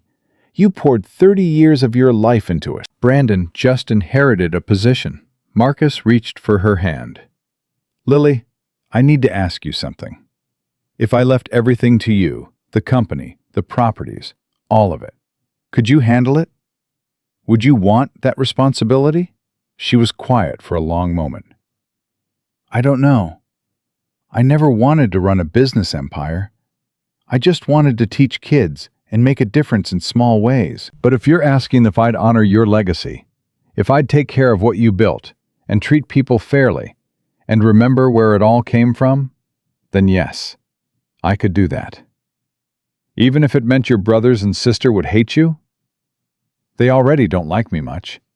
I'm the weird one who chose a real job instead of living off the family money. At least if I'm running the company, I can make sure it helps people instead of just making rich people richer. Marcus smiled. You're so much like my mother. She would have loved you. Tell me about her. Tell me about Montana, about where you came from. I want to know everything before... She couldn't finish the sentence. So Marcus told her. He talked about growing up in a 3-room house with parents who worked constantly just to keep food on the table. About delivering newspapers in Montana winters so cold his fingers went numb. About his mother saving quarters in a coffee can so he could go to community college. About building his first property with money borrowed from 12 different people who believed in him. He talked until his voice grew hoarse, until the sun set outside his window, until Lily's eyes grew heavy with sleep. And then he kept talking, because these were the stories that mattered, not the billions or the empire or the mansions. But the struggle, the work, the people who'd helped him when he had nothing. When he finally stopped, Lily was crying. That's the legacy, Daddy, not the money. Those stories, those values, that's what you should pass on. I'm trying, sweetheart. I'm trying. That night, after Lily went to bed, Marcus made a decision. He called Robert one more time. I'm ending this in 2 weeks. I want you to arrange something for me. I want to go to Montana, to my hometown. I want Lily to come with me, and I want you to make sure everyone thinks I'm going there to die. Marcus, 2 more weeks to document everything. Then we go to Montana and we end this. We call everyone together and I reveal the truth. All of it. You're sure? Marcus thought about Brandon's cold calculation, Derek's casual theft, Amanda's endless forgeries, Victoria's plans for Monaco. Then he thought about Lily, sleeping in an uncomfortable chair just to be near him, about James Morrison's loyalty, about Patricia the nurse warning him to protect the people who actually loved him. I'm sure. It's time to separate the vultures from the family. Time to show them all exactly what they've become. 2 days after the blow-up with Brandon, Marcus received an unexpected visitor. Amanda showed up at 10 in the morning, carrying flowers and wearing an expression that looked like she'd practiced it in the mirror. Daddy, I heard about the fight with Brandon. I came to check on you. Marcus watched her from his bed, noting how she set the flowers on the nightstand without bothering to find a vase, how her eyes darted around the room, cataloging everything valuable. That's thoughtful of you. I can't believe he tried to sell the company. That's so wrong. She settled into the chair by the window, crossing her legs. You know I've always been on your side, right? Team Marcus all the way. Is that so? Absolutely. Brandon's always been too aggressive, too power-hungry. And Derek? He just follows Brandon around like a puppy. But me? I've always appreciated everything you've done for us. She leaned forward, her voice dropping to a confidential whisper. Which is why I need to talk to you about something important. Something I should have mentioned earlier, but I was scared. Marcus felt his pulse quicken. What is it? Brandon and Derek are planning something. I overheard them talking last week at Brandon's house. They're going to challenge your will after you're gone. They've already hired attorneys. They're claiming that you were mentally incompetent when you made your current arrangements, that the cancer affected your judgment. Did they say anything else? Amanda nodded, her eyes filling with tears that looked almost real. They said they're going to freeze all the assets, tie everything up in litigation for years. They said even if they don't win, they can make it so expensive and complicated that whoever you leave things to will have to settle just to get access to anything. She reached for his hand. Daddy, I'm telling you this because I love you, because you deserve to know what they're planning. And what do you think I should do about it? Well, I've been thinking. If you transferred some assets now, while you're still clearly competent, it would be much harder to challenge. Like that Santa Barbara property I mentioned? If you put that in my name now, with proper documentation showing you're of sound mind, Brandon and Derek couldn't touch it. It would be protected. There it was, the real reason for her visit. Amanda had heard about the fight with Brandon and smelled opportunity. She was playing the loyal daughter while angling for her own piece of the empire. How much do you think I should transfer to you? Marcus asked, his voice carefully neutral. I'm not greedy, Daddy. Just the Santa Barbara house, maybe the apartment building in Westwood. Small things that wouldn't be missed, but would give me security. Because honestly, I'm scared. If Brandon and Derek get everything, they'll cut me out completely. You know how they are. And if I do this for you, what about Lily? Amanda's expression flickered, just for a second, revealing something ugly underneath. Lily will be fine. She doesn't care about money anyway. She's happy teaching for $40,000 a year. But I have expenses, lifestyle obligations. I need protection. Marcus pulled his hand away from hers. Get out. What? I said get out. You're just like your brothers. You heard about the fight and came running to grab whatever you could before it's too late. Daddy, that's not fair. I'm trying to help you. You're trying to help yourself. Everything you just said was a lie. Brandon and Derek aren't planning anything you didn't know about before. You're just working a different angle. Marcus's voice grew cold. Did you really think I wouldn't see through it? I've been negotiating with liars and con artists for 40 years. You're not even good at it. Amanda's face transformed, the practiced sympathy melting into raw anger. Fine. You want the truth? Yes, I want the Santa Barbara house. I deserve it. Do you have any idea how hard it is being your daughter? Always being compared to Brandon the Golden Boy or Lily the Saint. I'm just Amanda, the pretty one, the one who doesn't matter. Well, I matter, Daddy, and I'm not going to end up with nothing while my siblings divide the empire. You won't end up with nothing. You'll end up with exactly what you've earned, which, based on the 29 times you forged my signature in the last 3 months, is a whole lot of legal trouble. The color drained from Amanda's face. How did you know about that? I know everything, Amanda. Every signature you forged, every document you falsified, every lie you told. I've been watching all of you very carefully. She stood abruptly, her hands shaking. You're bluffing. You can't prove anything. Try me. Now get out before I call the police and have you arrested for fraud. Amanda grabbed her purse and rushed out, her heels clicking frantically on the marble floor. Through the open door, Marcus heard her shouting into her phone. Mom, we have a problem. He knows about the signatures. He knows everything. Marcus smiled grimly. Good. Let them panic. Let them scramble and fight and show their true colors even more clearly. He had less than 2 weeks before the Montana trip, and he wanted maximum documentation of their desperation. That afternoon, Victoria finally came to visit. She swept into the room wearing a designer tracksuit that probably cost $3,000. Her hair freshly highlighted, her skin glowing from whatever expensive treatment she'd gotten that morning. Marcus, we need to talk about Amanda. She just called me hysterical, saying you accused her of forging documents and threatened to have her arrested. Because it's true. She's been forging my signature for months. Victoria sat down heavily. Did you have to be so harsh? She's your daughter. She made mistakes, but she loves you. She loves my money. There's a difference. You're being cruel. The cancer is making you cruel. Marcus studied his wife, this woman he'd loved for 40 years, trying to find any trace of the girl he'd married. She'd been different then, or maybe he'd just been too young and ambitious to notice what she really was. When did you stop loving me, Victoria? The question seemed to catch her off guard. What kind of question is that? A simple one. When did you stop loving me and start just tolerating me for the lifestyle?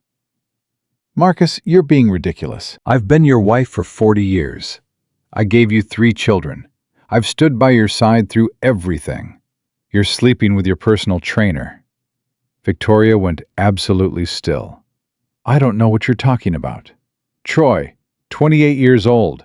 You've been with him for 3 weeks now. You sleep in the pool house so you can be with him.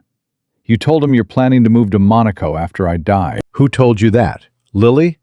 That little spy has been watching me? It doesn't matter who told me. Is it true? Victoria stood up, her face flushed. You want the truth? Fine. Yes, I'm seeing someone else. Yes, I'm planning for a future without you. Because this marriage died a long time ago, Marcus. You've been married to your company for 20 years.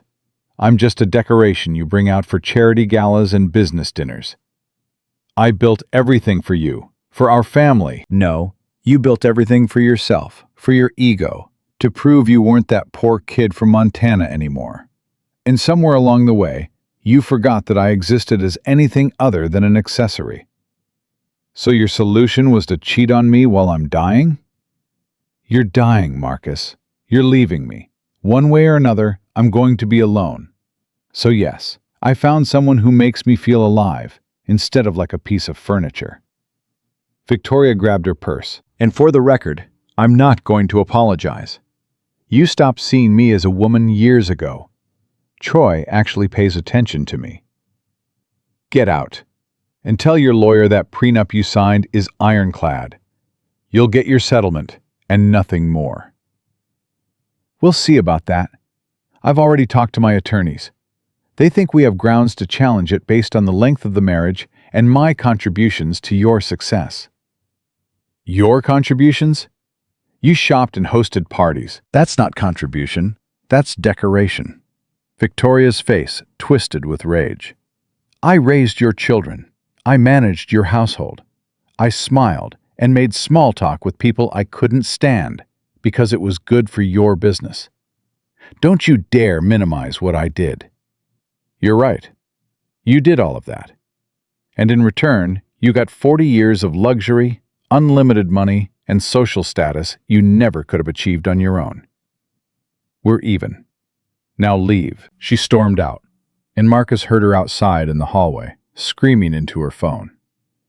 I want every lawyer you can find. I want to fight that prenup. I don't care what it costs. He's not getting away with this. Marcus lay back against his pillows, feeling emotionally exhausted. 3 confrontations in 2 days. 3 people he'd loved, revealing exactly who they were underneath the masks. And he still had Derek to deal with. Still had the final act to plan. Lily appeared in the doorway carrying lunch. I heard Mom yelling. Are you okay? Your mother and I are getting divorced. Good. She doesn't deserve you. Lily set down the tray and climbed onto the bed beside him. Daddy, I need to tell you something. I've been thinking about Montana, about your idea to go there. What about it? I think you should do it. I think you should go home, to where you started. And I think you should bring everyone, the whole family. Make them see where you came from, what you built from nothing. Maybe if they understand the journey, they'll understand why what they're doing is so wrong. Marcus considered this. Bringing everyone to Montana would be perfect, actually. He could gather them all in one place, document their reactions to his humble origins, see if any of them felt shame or remorse. And then, in the town where he'd started with nothing, he could reveal the truth, and redistribute his empire. You might be right. I'll talk to Robert about arranging it. When were you thinking? 10 days.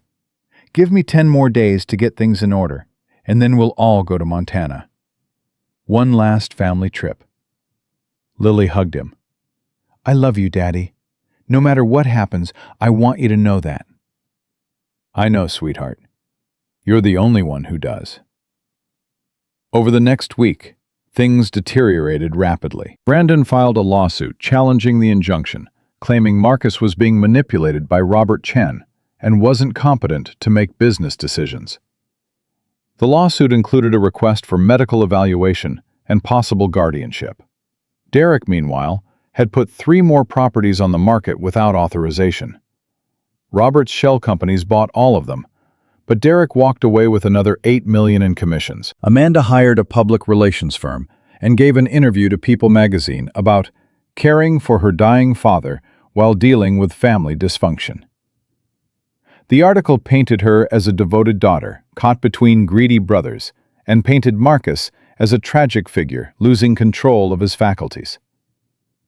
Victoria filed for legal separation, claiming the marriage had broken down irretrievably and requesting immediate financial support of $1 million per month pending divorce proceedings. Through it all, Marcus documented everything.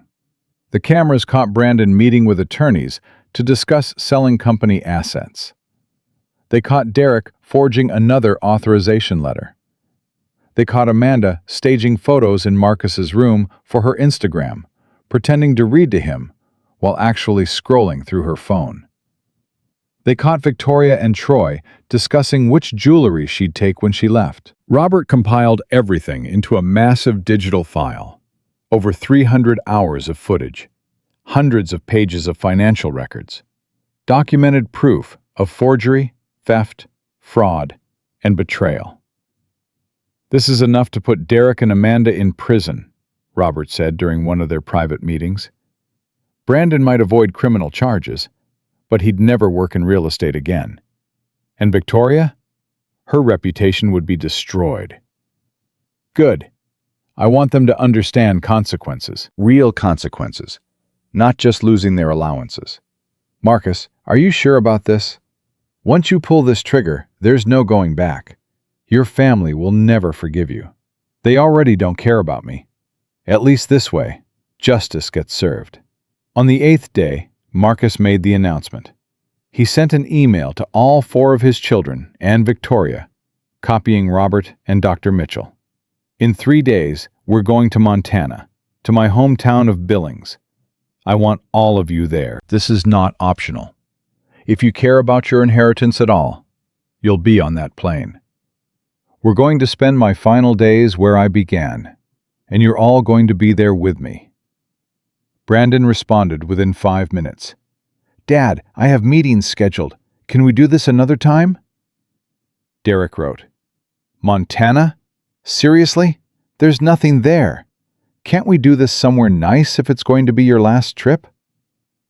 Amanda texted, Will there be decent hotels?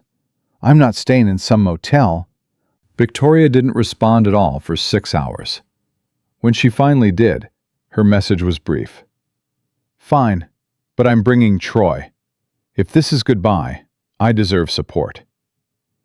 Only Lily responded with enthusiasm. Yes, this is perfect. I'll help you pack. We can visit your childhood home, see where you went to school, everything. Marcus forwarded all the responses to Robert with a simple message. See, this is who they are. The day before the Montana trip, Patricia the nurse came for her regular visit. She'd been caring for Marcus for 2 weeks now, and she'd become comfortable enough to speak her mind. Mr. Wellington, can I ask you something personal? Of course. Why are you putting yourself through this trip? You should be resting, conserving your energy. Traveling across the country in your condition is dangerous. I need to go home, Patricia. I need to see it one more time. She studied his face for a long moment. You know what I think? I think you're a lot stronger than you're letting on. I think maybe this cancer isn't as bad as everyone believes. Marcus felt his heart skip What makes you say that? I've worked with a lot of stage 4 pancreatic cancer patients. They look different than you. They move different. They're in a lot more pain. She lowered her voice. I'm not saying anything to anyone, understand? But if you're running some kind of test on your family, I want you to know I see it. And based on what I've observed these 2 weeks, they're failing spectacularly. You're very perceptive. I'm very experienced. And I've seen enough families destroy themselves over money to recognize the signs. She patted his hand. Whatever you're planning, I hope it works. Because that daughter of yours, Lily, she's genuine. The rest of them? Patricia shook her head. They're vultures in expensive clothes. After she left, Marcus called Robert one final time before the trip. Everything ready? The plane leaves tomorrow at 9. I've arranged accommodations in Billings. Your childhood home is now a rental property, but I contacted the owners and they've agreed to let you visit. I've also hired a local videographer, ostensibly to document your final trip home, but really to record everything that happens. What about the reveal? I've prepared packets for each family member, documents showing everything they've done, financial records, camera footage, the works. When you're ready to drop the bomb, everything's ready. And my new will? Signed, notarized, filed with the court. Lily gets controlling interest in Wellington Properties, the Beverly Hills mansion, and 70% of liquid assets. The remaining 30% is divided between various charities and your employees, including a $10 million trust for James Morrison. Brandon, Derek, Amanda, and Victoria get exactly $1 each. $1? It's a legal requirement. Can't completely disinherit family members in California without them being able to challenge. But $1 makes your intent crystal clear. Marcus smiled. Perfect. And they have no idea? None. They think you're dying. They think they're coming to Montana for a sentimental goodbye. And they think they're going to inherit hundreds of millions. The shock is going to be nuclear. That night, Marcus couldn't sleep. He lay in bed thinking about what was coming, about the confrontation that would tear his family apart forever. Part of him felt guilty, felt like maybe he should give them another chance. Maybe they could change. But then he remembered Brandon trying to sell the company, Derek stealing millions, Amanda forging signatures, Victoria planning her Monaco escape with her boy toy. And he remembered Lily, sleeping in an uncomfortable chair night after night just to be near him. His phone buzzed. A text from an unknown number. He opened it and felt his blood run cold. Mr. Wellington, this is Troy. I need to talk to you. Victoria doesn't know I'm reaching out. Can you call me? It's important. Marcus stared at the message. Victoria's lover wanted to talk to him? This was unexpected. He dialed the number. Troy answered on the first ring. Mr. Wellington, thank you for calling. I know this is weird, but I need to tell you something. I'm listening. Victoria's planning something. Something bad. She's been talking to her lawyers about having you declared incompetent. She wants to get power of attorney, take control of all the assets before you die. She thinks if she can get guardianship, she can access everything, and the prenup won't matter. Why are you telling me this? Because it's wrong. Look, I'm not proud of what we've been doing. I'm 28 years old, and I slept with a married woman for money and the thrill of it. But this is different. She's talking about basically stealing from a dying man. I can't be part of that. Marcus sat up in bed. What exactly is she planning? She has a psychiatrist ready to testify that you're experiencing dementia and confusion because of the cancer. She's going to file for emergency guardianship the day you get back from Montana. She thinks the trip will make you look irrational, like you're losing touch with reality by running back to your childhood home. It'll support her case that you're not competent. And you're warning me because... Troy was quiet for a moment. Because I met my own grandfather last year. He had lung cancer, My family treated him like garbage at the end, fighting over his house and his savings before he was even gone. I watched it destroy him. He died thinking nobody loved him. His voice cracked. I don't want to be part of doing that to someone else. You seem like a good man who got dealt a bad hand. You don't deserve this. Marcus felt an unexpected surge of respect for this young man he'd never met. Troy, thank you. I mean that. What are you going to do? I'm going to make sure she doesn't get away with it. And Troy, you should probably distance yourself from Victoria, starting now. Things are about to get very complicated. I already quit. Told her tonight that I was done. She didn't take it well. After hanging up, Marcus immediately called Robert and relayed the conversation. She's going for guardianship? That's bold. And incredibly stupid. We have her on camera planning to leave the country. No judge would grant her power of attorney. It doesn't matter if she'd win. She's trying. That's what matters. She's actively trying to steal from me while I'm supposedly dying. Marcus, this makes tomorrow even more important. We need to end this before she can file anything. You need to reveal the truth in Montana and cut her off completely. Agreed. Make sure you have copies of all the guardianship documents she's preparing. I want them included in her packet. The next morning, the family gathered at the private airport. The Wellington jet sat on the tarmac, sleek and expensive, a reminder of everything Marcus had built. Brandon arrived in a suit, already on his phone, clearly annoyed at being pulled away from work. Derek showed up with a new girlfriend, a blonde influencer type who kept taking selfies. Amanda wore designer athleisure and oversized sunglasses, looking like she was heading to a spa rather than visiting her dying father's hometown. Victoria arrived last, with Troy beside her, both of them looking tense. When she saw Marcus watching from the car, she whispered something to Troy, who nodded and walked away toward the parking lot. Lily helped Marcus out of the car, supporting him even though he didn't really need it anymore. He'd lost 20 pounds for this performance, stopped shaving, let his hair grow unkempt. He looked the part of a dying man, and his family's reactions confirmed it.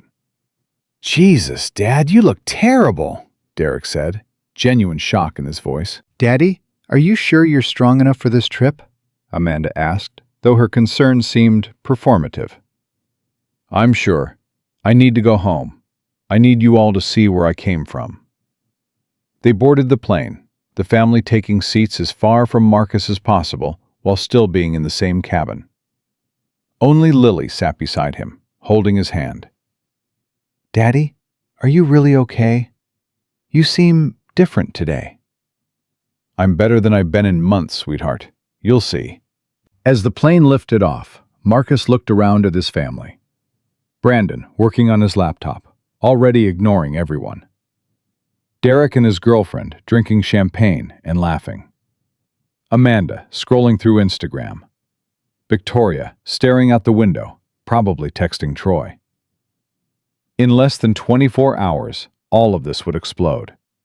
In less than 24 hours, they discovered that the weak, dying man they dismissed was very much alive and had documented every single betrayal. Marcus settled back in his seat and closed his eyes, a small smile playing at his lips. The final act was about to begin, and he couldn't wait to see their faces when the curtain fell. The plane touched down in Billings just after 2 in the afternoon. Montana looked exactly as Marcus remembered it. Wide open spaces under enormous sky, mountains in the distance. Everything simpler and cleaner than the smog-choked sprawl of Los Angeles. Brandon was the first off the plane, immediately complaining. There's no cell service. How am I supposed to work without cell service? Welcome to Montana, Marcus said quietly. This is what the real world looks like. 3 black SUVs waited on the tarmac, drivers ready. Marcus had arranged everything through Robert, who'd flown out 2 days earlier to prepare. The family piled into the vehicles, Brandon and Derek in one, Amanda and Victoria in another, Marcus and Lily in the third. As they drove through town, Marcus watched his children's faces. Brandon stared out the window with barely concealed disdain at the modest homes and small businesses. Derek kept checking his phone, swearing under his breath about the weak signal. Amanda actually wrinkled her nose when they passed a row of mobile homes. "People actually live like this?" she said to no one in particular. "I lived like this," Marcus said from the front seat. "Right there, that trailer park? I delivered newspapers to every single home at 4 in the morning when I was 12 years old." Amanda went quiet, but Marcus saw her exchange a look with her mother in the rearview mirror, a look that said she thought he was losing his mind. The SUVs pulled up to a small house on the east side of town, a single-story ranch with peeling paint and a chain-link fence. The yard was overgrown, and one of the shutters hung crooked. "This is it," Marcus said. "This is where I grew up." Brandon climbed out of his vehicle, staring at the house like it might contaminate him. "Dad, this is depressing. Can we go to the hotel now?" "Not yet. I want you to see inside." The current owner, a woman named Mrs. Patterson, met them at the door. She was 75, with kind eyes and hands weathered from hard work. "Mr. Wellington, welcome home. The house is just as you remember it, I think. We haven't changed much."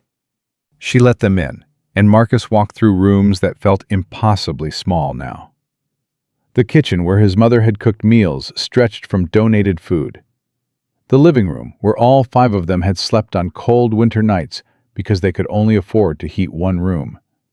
The tiny bathroom they'd all shared. 3 bedrooms for 7 people, Marcus said, his voice thick with emotion. "My parents, my 2 brothers, my sister, and me. We made it work." "Where's your sister now?" Lily asked softly. "Died when I was 16. Pneumonia. We couldn't afford the hospital bills until it was too late." Marcus touched the wall, remembering. "My mother cried for 3 years. Never really recovered." Victoria stood in the doorway, refusing to come inside. "Marcus, this is morbid. Why are you doing this to us?" "Because I want you to understand. I came from nothing, less than nothing. This house, this poverty, this struggle, that was my life. And from this, I built everything you've enjoyed your entire lives." Brandon checked his watch. "We get it, Dad. You had a tough childhood. Can we please go now? This place smells like mildew." Marcus felt rage building in his chest, but he pushed it down. Not yet. Not until everyone was assembled and he could reveal everything at once. They visited 3 more locations. The high school, where Marcus had graduated valedictorian while working 3 jobs. The lot where his first construction project had been, now a small park with a plaque commemorating the development. The diner where he'd washed dishes for 2 years, saving every penny. At each stop, his children grew more impatient, more obviously annoyed. Derek actually fell asleep in the car. Amanda complained constantly about the lack of good coffee. Brandon made and received work calls despite Marcus asking him to turn off his phone. Only Lily absorbed everything, asking questions, taking photos, treating the tour like the sacred pilgrimage it was supposed to be. By 6 o'clock, they arrived at the hotel, a modest but clean establishment downtown. Brandon took one look at the lobby and pulled Marcus aside. "You can't be serious. This is where we're staying?" "Dad, I've seen better Holiday Inns. It's the nicest hotel in town." "Then we should have stayed in Los Angeles. This whole trip is insane." "You're sick. You should be resting, not dragging us to Montana to see your depressing childhood. What's the point?" Marcus looked at his eldest son, at the expensive suit and the Rolex, and the expression of entitled disgust. "The point is for you to understand where your money came from, where your privilege came from, what was sacrificed so you could have everything handed to you. I didn't ask to be born rich. That's not my fault. No, but what you do with it is your responsibility. And you've done nothing but waste it and want more. Brandon's face flushed. That's not fair. We'll talk about fair tomorrow. Tonight, get some rest. Tomorrow morning, 9 o'clock, we're having a family meeting in my suite. All of you. No excuses. After Brandon walked away, Lily appeared at Marcus's elbow. Daddy, are you okay? You seem different. Stronger. I feel stronger. Being home does that. He squeezed her hand. Tomorrow, sweetheart, everything changes. I need you to trust me, no matter what happens. I always trust you. Even if I've been keeping secrets? She studied his face, and for a moment, Marcus thought she'd figured it out. But then, she just smiled. Everyone has secrets. I trust your reasons for keeping them. That night, Marcus sat in his hotel room with Robert, going over the final preparations. The packets were ready, one for each family member. Thick manila envelopes containing documentation of every betrayal, every theft, every lie. The videographer will be set up in the corner of the suite, Robert explained. You'll confront them, present the evidence, and then reveal the new will. The whole thing will be recorded for legal purposes and to prevent any of them from claiming later that you were confused or coerced. What about security? 2 guards outside the suite door. If anyone tries to leave before you're finished, they'll be stopped. This is happening, Marcus. No escape, no excuses. Good. Marcus picked up one of the packets, Victoria's, and flipped through it. Camera screenshots of her with Troy, transcripts of their conversations about Monaco, text messages to her lawyers about guardianship proceedings, financial records showing she'd moved $2 million into a personal account without authorization. She's going to lose her mind. They all are. Marcus, are you prepared for how ugly this is going to get? I've been preparing for 3 months. I'm ready. At 8:45 the next morning, the family began arriving at Marcus's suite. Amanda came first, carrying Starbucks she'd somehow found in this small town, her face already showing irritation. Derek arrived with his girlfriend, who Marcus immediately told had to leave. This is family only, he said firmly. Dad, come on, Jenna's cool. Family only. Derek muttered something under his breath but sent Jenna away. Brandon showed up at exactly 9, his face set in professional mode, like this was a board meeting.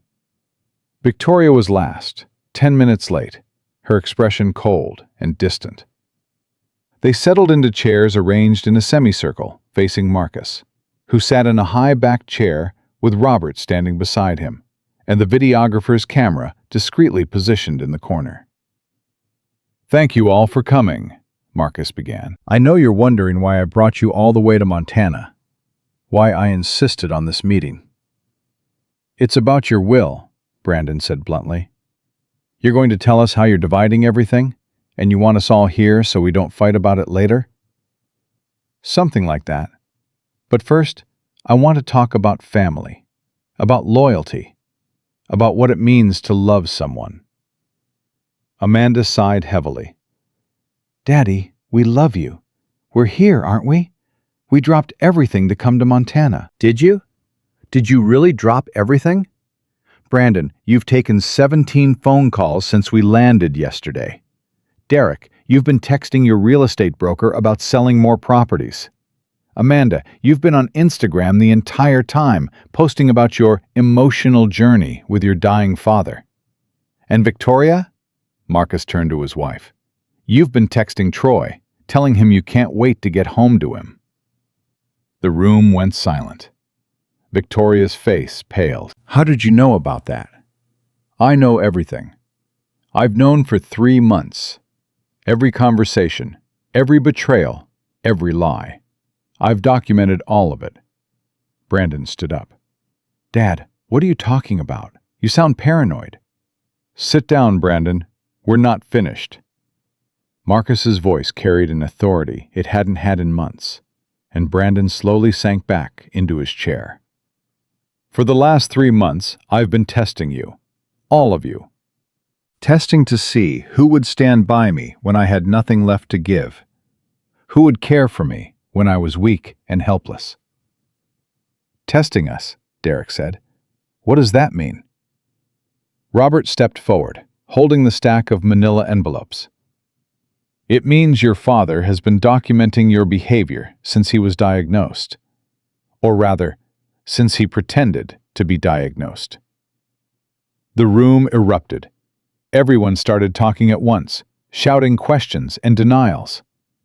Marcus held up his hand for silence. I don't have cancer. I never did. It was all staged. Dr. Mitchell, Robert, they were both in on it. I wanted to see your true colors, and you showed me everything I needed to see. Victoria jumped to her feet. You lied to us? You put us through 3 months of hell, watching you die, and it was all fake? Yes. And in those 3 months, you started an affair with a man 40 years younger than you. You planned to move to Monaco the day I died. You filed paperwork to have me declared incompetent so you could steal my assets. Should I continue? You had no right. I had every right. This is my life, my money, my empire, and I wanted to know who deserved to inherit it. Brandon's face was red with rage. This is insane. You manipulated us, lied to us, played with our emotions like we're puppets. What kind of father does that?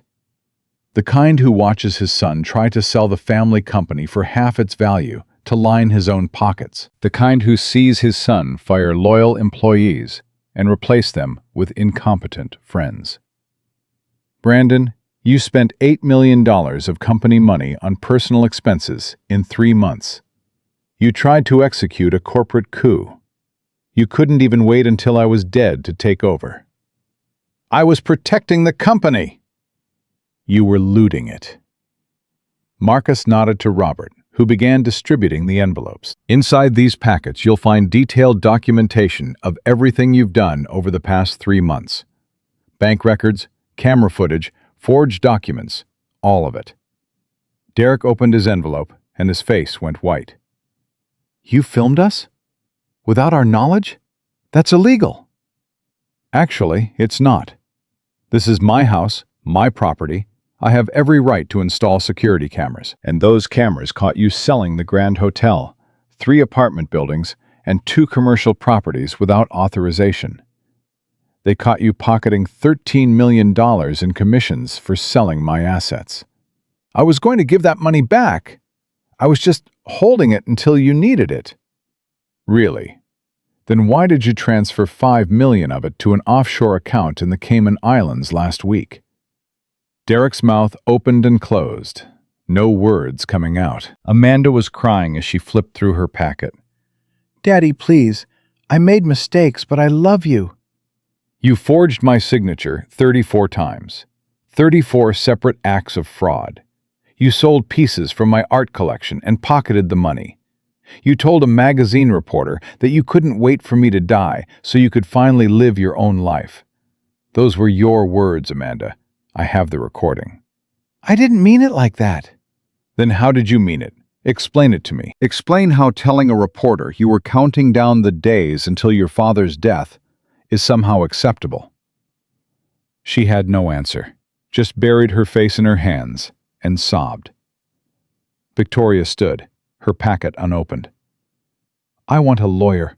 I'm not participating in this farce anymore. Sit down, Victoria. We're not finished. I'm done. This marriage is over. I'm filing for divorce and taking half of everything, and your little surveillance operation isn't going to stop me. Actually, it will. Your packet includes proof that you plan to have me declared incompetent and seize power of attorney.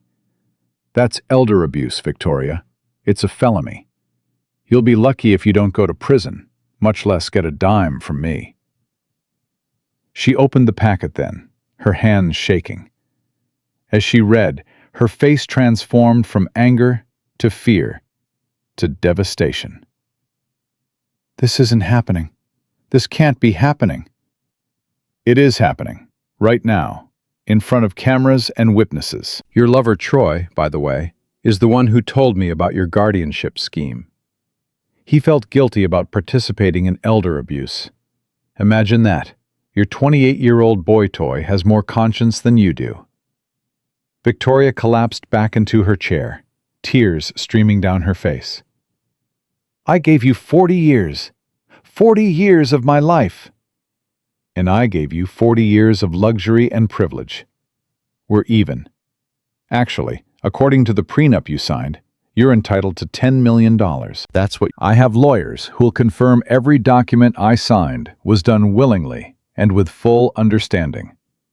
What do you have, Brandon? Entitlement? Greed?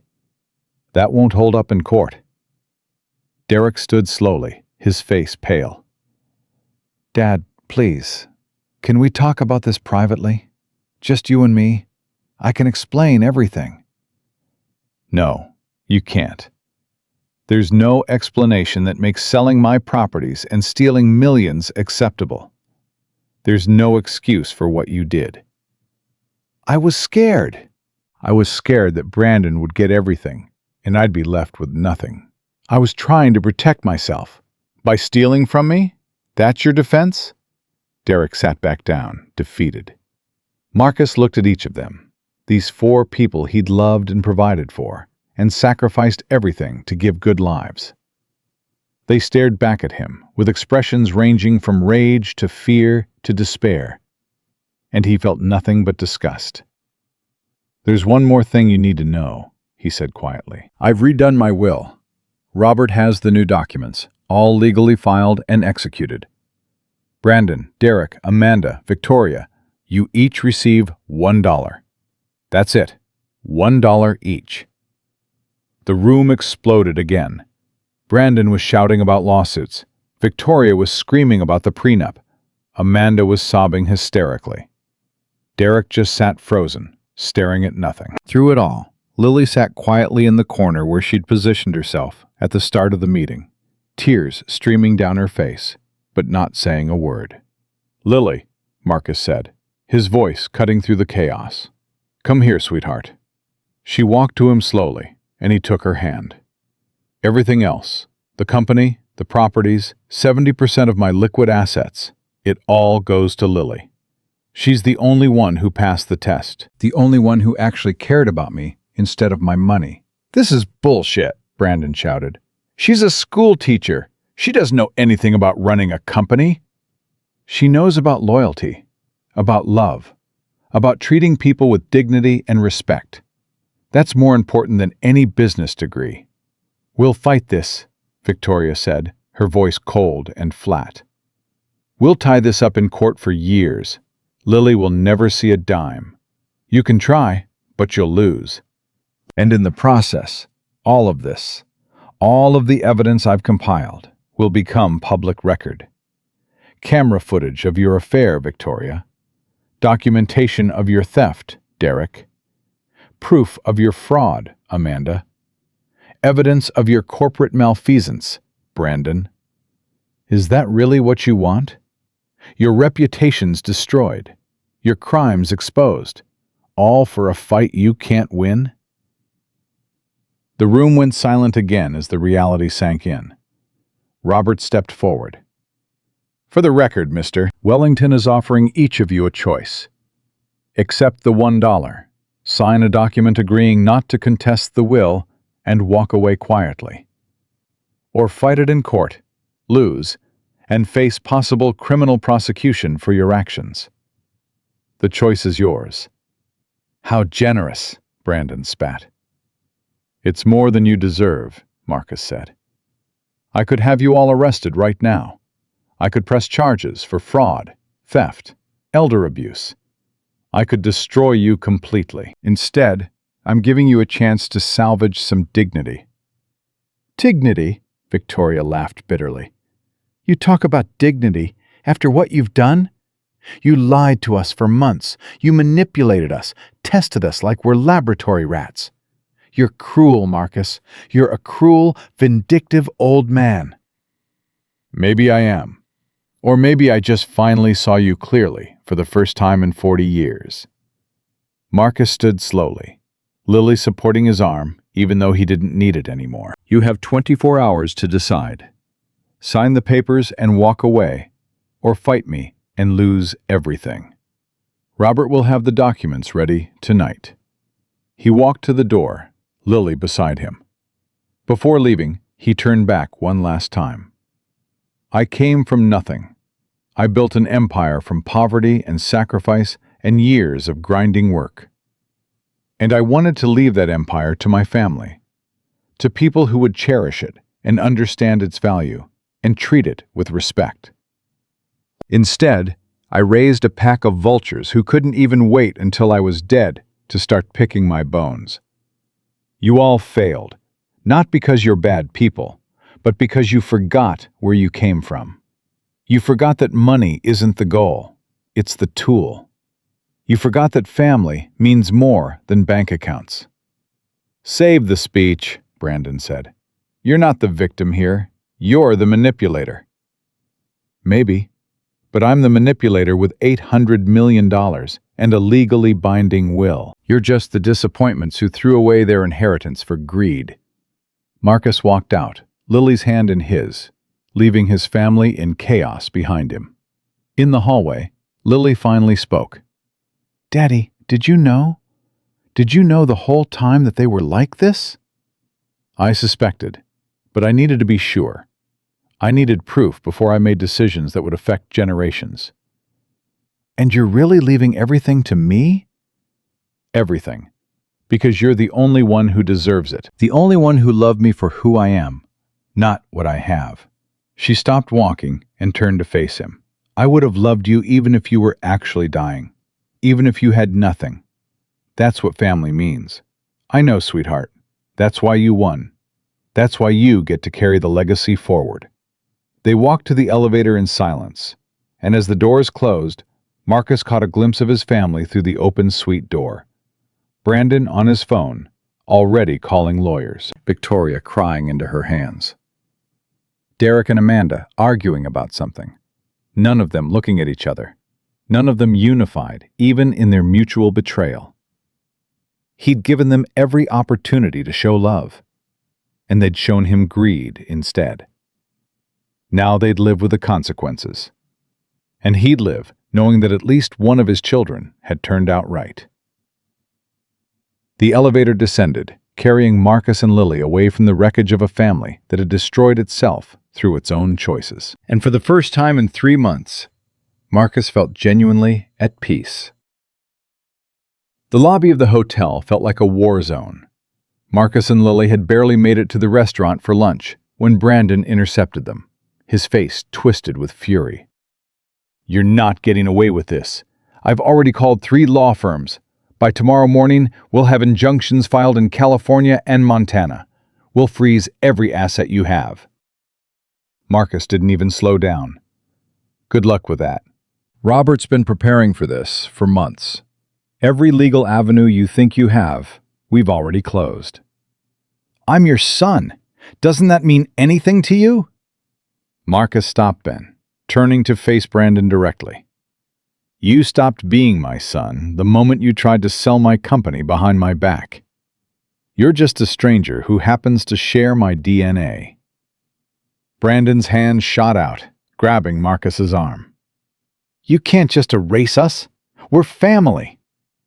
Lily stepped between them. Let go of him. Now. Stay out of this, Lily. This is between real business people, not school teachers playing dress-up. Marcus watched as Lily's face hardened, saw something shift in her expression. She wasn't the gentle, quiet daughter anymore. She was a Wellington, and she just inherited an empire. I said let go. Lily's voice was ice. Or I'll call security and have you removed from this hotel. And just so we're clear, Brandon, starting tomorrow, I own the company you tried to sell. I own the buildings you work in. I own everything. So if I were you, I'd start being very, very polite. Brandon released Marcus's arm, but leaned in close to Lily. You have no idea what you're doing. Running a $1 billion company isn't like teaching third graders. You'll fail within 6 months. And when you do, we'll be there to pick up the pieces. Is that a threat? It's a prediction. Dad made a huge mistake choosing you. And when you crash and burn, don't come crying to us for help. He stormed off, and Marcus watched him go with a mixture of sadness and relief. That bridge was burned now, completely and irrevocably. There was no going back. "Are you okay?" Lily asked softly. "I'm better than okay. I'm free. Come on, let's eat. We have a lot to discuss." Over lunch, Marcus laid out his plans. James Morrison will be your chief operating officer. He knows the company inside and out, and he's loyal. Robert will stay on as general counsel. I'll be chairman emeritus, available for advice, but not making day-to-day decisions. This is your show now, Lily. I'm terrified. Good. That means you'll be careful, thoughtful. Brandon was never terrified because he never understood what was at stake. Marcus reached across the table and squeezed her hand. You're going to make mistakes. Everyone does. But you'll make them for the right reasons.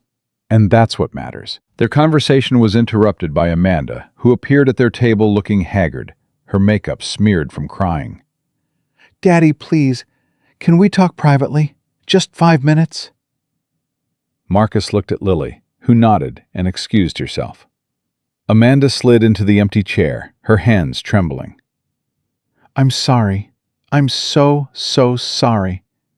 I was selfish and greedy, and I did terrible things. But please don't cut me off completely. I'll do anything. I'll go to therapy. I'll get a real job. I'll prove to you that I can change. You had 3 months to prove that, Amanda. You failed. Because I didn't know I was being tested. If I'd known, I would have acted differently. That's exactly the problem. You should have acted right regardless of whether you were being tested. Doing the right thing isn't something you do when people are watching. It's who you are when no one's looking.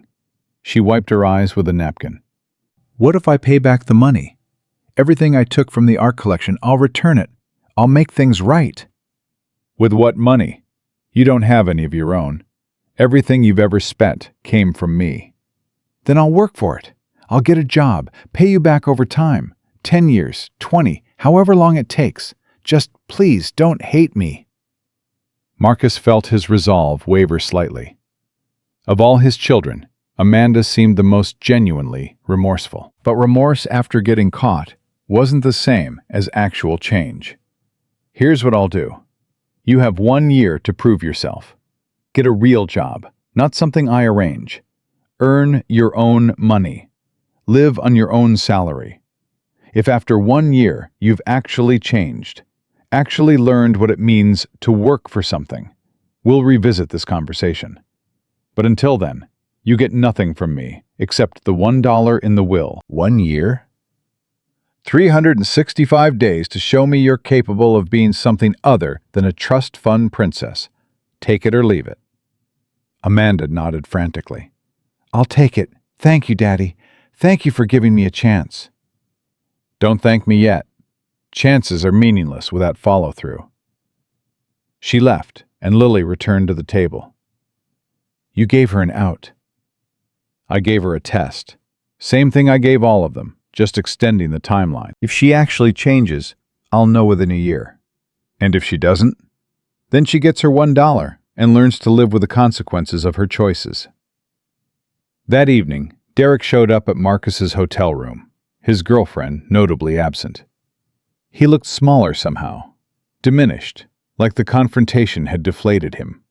Can I come in? Marcus stepped aside, letting him enter. Derek sat on the edge of the bed, his head in his hands. I don't have an excuse. I can't blame Brandon or Mom or anyone else. I stole from you. I betrayed you. And I did it knowing exactly what I was doing. He looked up, his eyes red. I was jealous. My whole life, Brandon was the golden boy, and Lily was the baby, and Amanda was the princess.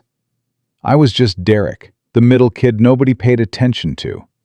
So I tried to prove I was smart, that I understood business, that I deserved respect. Instead, I just proved I'm a thief. At least you're honest about it now. Too late though, right? I had my chance, and I blew it. Marcus sat in the chair opposite Derek. What would you do if I gave you another chance? Really think about it before you answer. Derek was quiet for a long time. Honestly, I don't know. Part of me wants to say I'd do better, work harder, prove myself. But another part of me wonders if I'm even capable of that. I've been living off your money my whole life. I don't know how to be anything else. That's the most truthful thing you've said to me in years.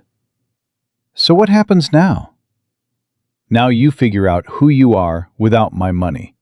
You get a job, build something of your own, learn what it means to actually earn respect instead of expecting it because of your last name. Marcus leaned forward. I'm not giving you another chance, Derek. I'm giving you your first real chance. The chance to discover if there's anything underneath the Wellington name worth respecting. And if there's not, then at least you'll know. At least you won't spend your whole life wondering what you could have been if someone had just believed in you. I'm believing in you now, Derek. Don't make me regret it. Derek stood slowly. I won't. I swear I won't. After he left, Marcus sat alone in the quiet room, emotionally exhausted. 3 conversations, 3 different reactions. Amanda, desperate and pleading. Derek, honest and broken. Brandon, defiant and vengeful. And still, one more to go. Victoria knocked on his door at 9 o'clock, dressed impeccably as always, her face a mask of controlled emotion. We need to talk about the divorce settlement. There's nothing to talk about. The prenup is clear. You get $10 million and whatever personal items you brought to the marriage. I want the house in Aspen, and the artwork I selected for the Beverly Hills mansion, and my jewelry, all of it, including the pieces you gave me as gifts. The Aspen house stays in the family. The artwork belongs to the estate. The jewelry, fine, take it. It's probably worth $2 million at most. Victoria's composure cracked slightly. $2 million? Marcus, some of those pieces are worth more than that individually. Don't insult me. I'm not insulting you. I'm divorcing you. There's a difference. After 40 years. 40 years of being your wife, hosting your parties, raising your children, supporting your career. And you're throwing me away like garbage.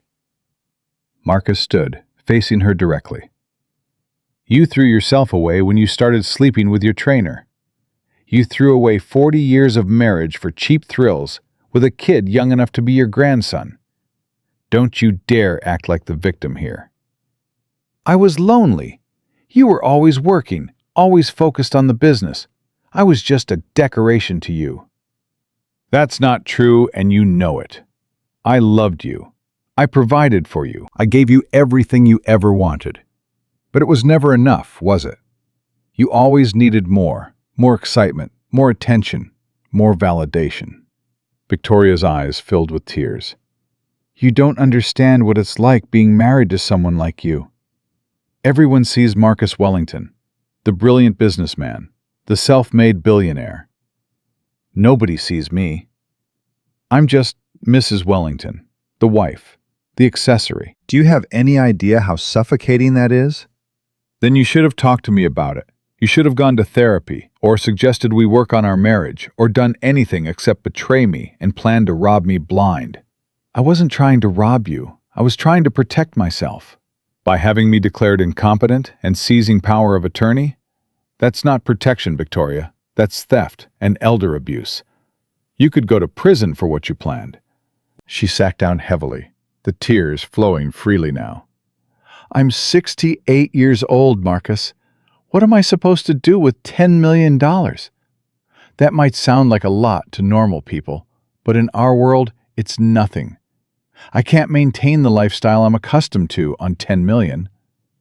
Then adjust your lifestyle. Learn to live like a normal person. Get a job. Find a purpose beyond shopping and spa appointments. I'm too old to start over. I started over from nothing at 22. You can start over from 10 million at 68. You'll be fine. Victoria stood, wiping her eyes. I hate you right now. I genuinely hate you. That's okay. I'm pretty sure I hate you too. But we'll both survive. After she left, Marcus called Robert. How many signed the agreements? None yet, but it's only been 12 hours. Give them time to consult lawyers, run the numbers, realize they have no choice. What if they don't sign? What if they fight? Then we go to court. We present our evidence and we win. Marcus, you hold all the cards here. They're just trying to figure out if there's any way to bluff you into folding. I'm not folding. Not this time. The next morning, Marcus woke to a text from Brandon's lawyer requesting a meeting. Marcus agreed, curious about what angle they'd try next. The lawyer, a sharp-looking woman named Catherine Ross, met him in the hotel conference room, with Brandon sitting silently beside her. Mr. Wellington, my client wants to propose a settlement. Instead of contesting the will, he's willing to accept a lump sum payment of $50 million and a non-disparagement agreement from both parties. Marcus almost laughed. 50 million? For what? For trying to destroy my company? For 30 years of service to Wellington Property. For building the Miami division. For bringing in over 200 million in revenue during his tenure. Revenue that would have been much higher if he hadn't spent 8 million on personal expenses and tried to sell the company to Meridian for half its value. Catherine didn't flinch. We believe a court would view Brandon's actions as aggressive business strategy rather than malfeasance. The sale to Meridian could be defended as a smart move to liquidate assets during market uncertainty. Then take it to court. Let's see how that defense holds up against 3 months of video evidence showing him planning to loot the company the moment I was dead. Brandon finally spoke. Dad, please. I'm trying to find a middle ground here. I made mistakes, but I'm still your son. Doesn't that count for something? It counted for everything. That's why this hurts so much. You weren't some stranger trying to rob me. You were my son, my eldest, the one I trusted most. And you betrayed that trust completely. So there's no amount of money that would make this right? There's no amount of money that exists. You can't buy back trust once it's broken. You can't purchase forgiveness for fundamental betrayal. Catherine closed her briefcase. Then we'll see you in court, Mr. Wellington. And I promise you, we'll make this as public and ugly as possible. Your precious Lily will spend years fighting litigation instead of running the company. Good luck with that. I have the best legal team money can buy, and documentation that would make a prosecutor weep with joy. Take your shot. They left, and Marcus sat alone in the conference room, feeling the weight of it all. His family was gone. Not dead, but gone in every way that mattered. The connections severed, the love turned to resentment, the future fractured beyond repair. Lily found him there an hour later, staring out the window at the Montana sky. Brandon's lawyer just filed papers in California. They're going forward with the lawsuit. I know. It's starting. Are you sure about this, Daddy? Really sure? Because once this goes public, once the media gets hold of it, there's no going back. Your family, your reputation, everything will be exposed. Marcus turned to face his youngest daughter. I spent 40 years building a reputation as a brilliant businessman. I built an empire, made billions, became someone people respected and admired. But I failed at the most important thing. I failed at being a father. I raised children who valued money over people, who saw me as an ATM instead of a human being. That's my legacy, Lily.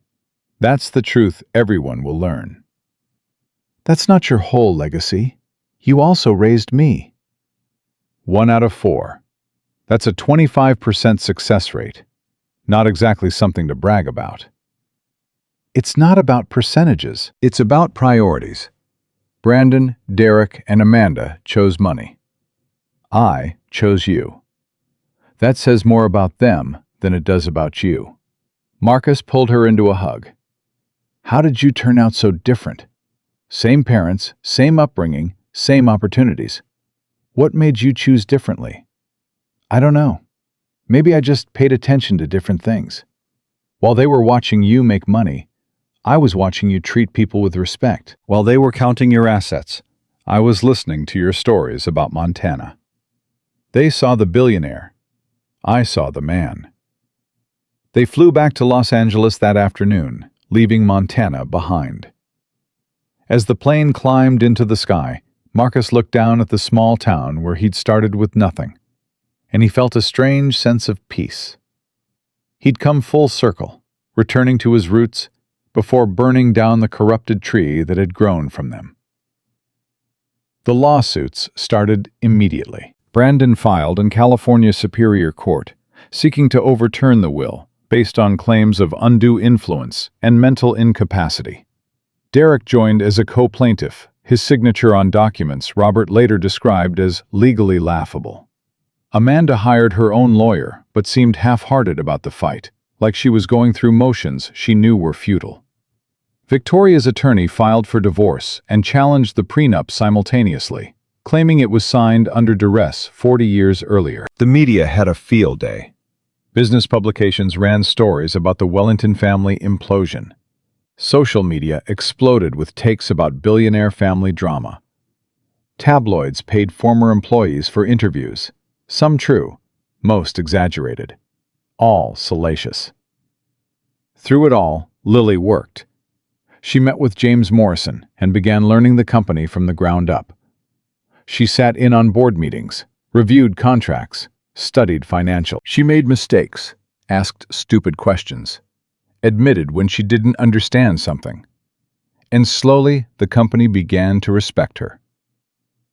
6 months after the Montana confrontation, the first lawsuit was dismissed. The judge reviewed the video evidence, read the financial documentation, and ruled that Marcus Wellington was clearly of sound mind when he made his will. Brandon's attorneys filed an appeal that was denied 3 weeks later. Derek's case collapsed when his own lawyer withdrew, citing ethical concerns about pursuing frivolous litigation.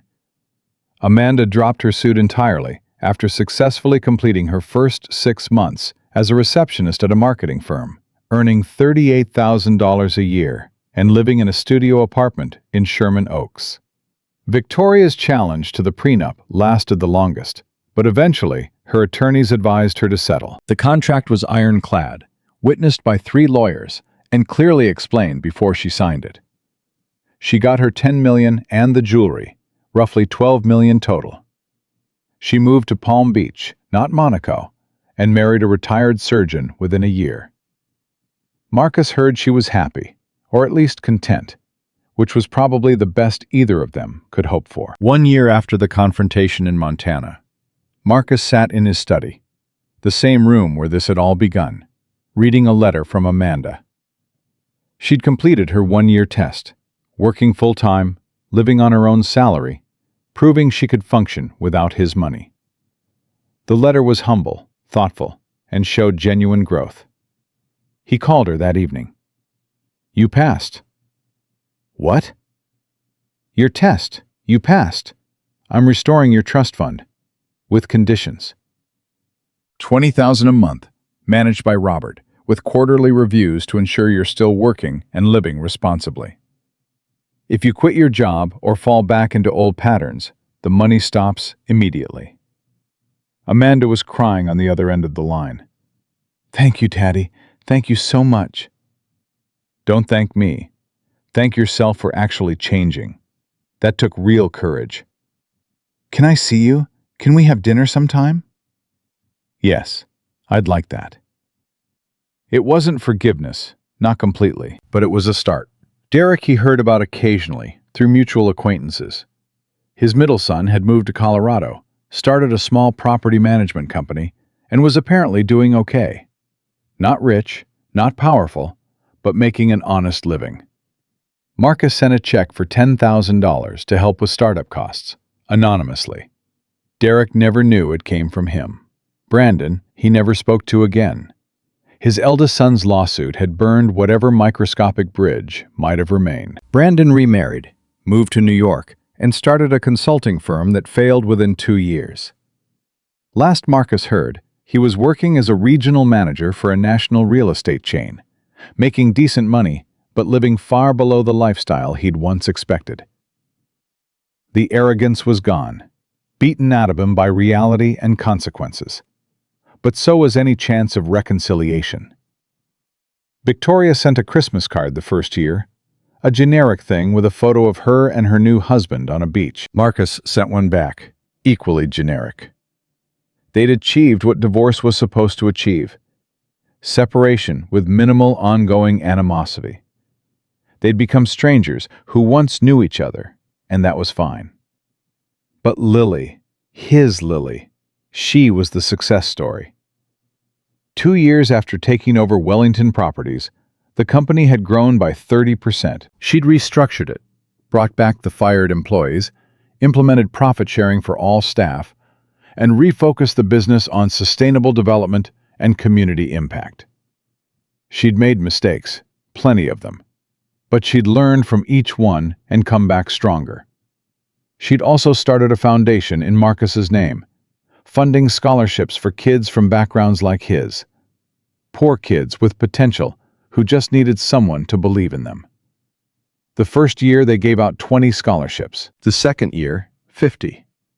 By the 5th year, they were funding 200 kids annually, changing lives the way Marcus's life had been changed decades earlier. Marcus stepped down as chairman on his 75th birthday, handing complete control to Lily.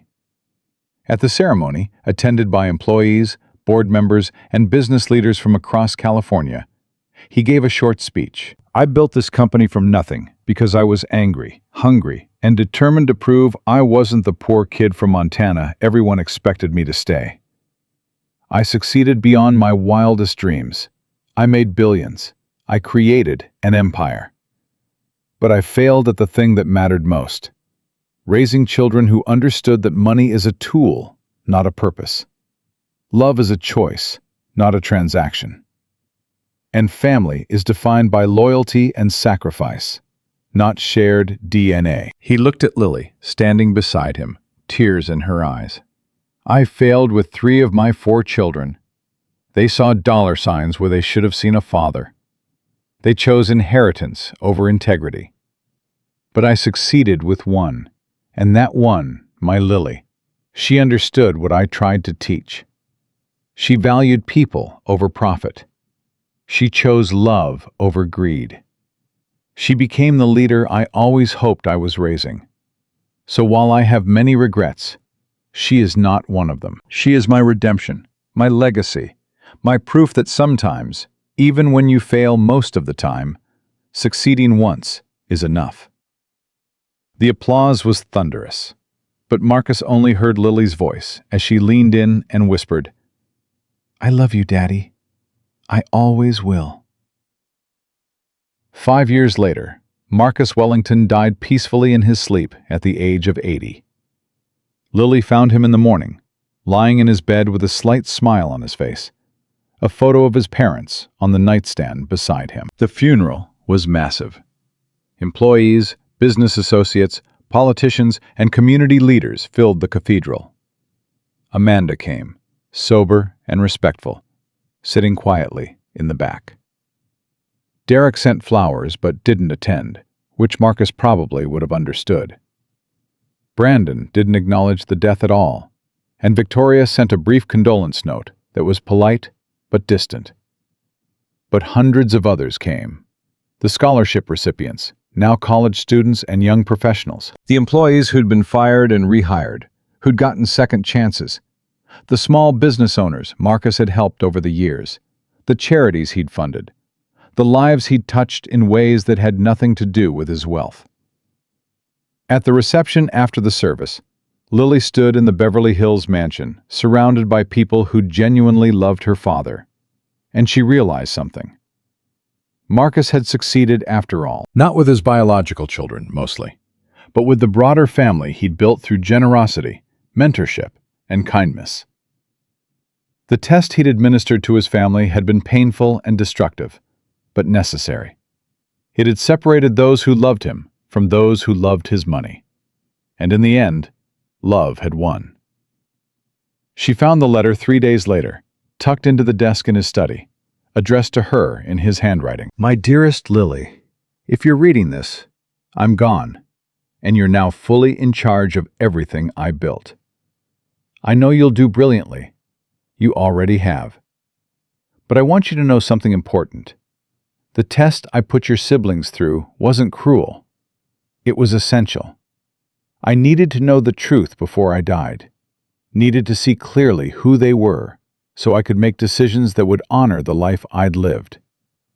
They failed the test, but that doesn't make them evil. It makes them human, flawed, and broken by the very privilege I gave them. Maybe someday they'll understand. Maybe they won't. Either way, you were the one who mattered. You were the one who proved that love, real love, exists without conditions or calculations. Thank you for being my daughter. Thank you for passing every test without even knowing you were being tested. Thank you for showing me that my life wasn't a complete failure after all. I love you more than all the billions I made, more than the empire I built, more than anything I ever accomplished. You were my greatest success. Never forget that. Love always, Dad. Lily sat in her father's chair in his study, holding the letter and crying. Around her, the mansion stood silent, waiting for her next decision. Outside, Los Angeles sprawled in all its chaotic glory, and somewhere, she knew, her father was at peace, finally free from the burden of wealth and the pain of family betrayal. She picked up the phone and called James Morrison. I want to expand the scholarship fund. Double it. Triple it. I want to help every kid like my father. Every person who starts with nothing and dreams of something more. That'll cost millions annually. Good. That's what the money's for. Not for trust fund babies and entitled heirs. For dreamers and workers and people who actually deserve a chance. Marcus Wellington had taught his daughter many things, but the most important lesson was this. Real wealth isn't measured in dollars or properties or stock portfolios. It's measured in lives changed, people helped, and love freely given without expectation of return. And by that measure, despite all his mistakes and failures as a father, Marcus Wellington died the richest man in the world because he'd raised one child who understood that fundamental truth and would spend her life proving it to everyone who'd ever doubted that love, in the end, always matters more than money. Claude is AI and can make mistakes. Please double-check responses. Sonnet 4.5c, LA.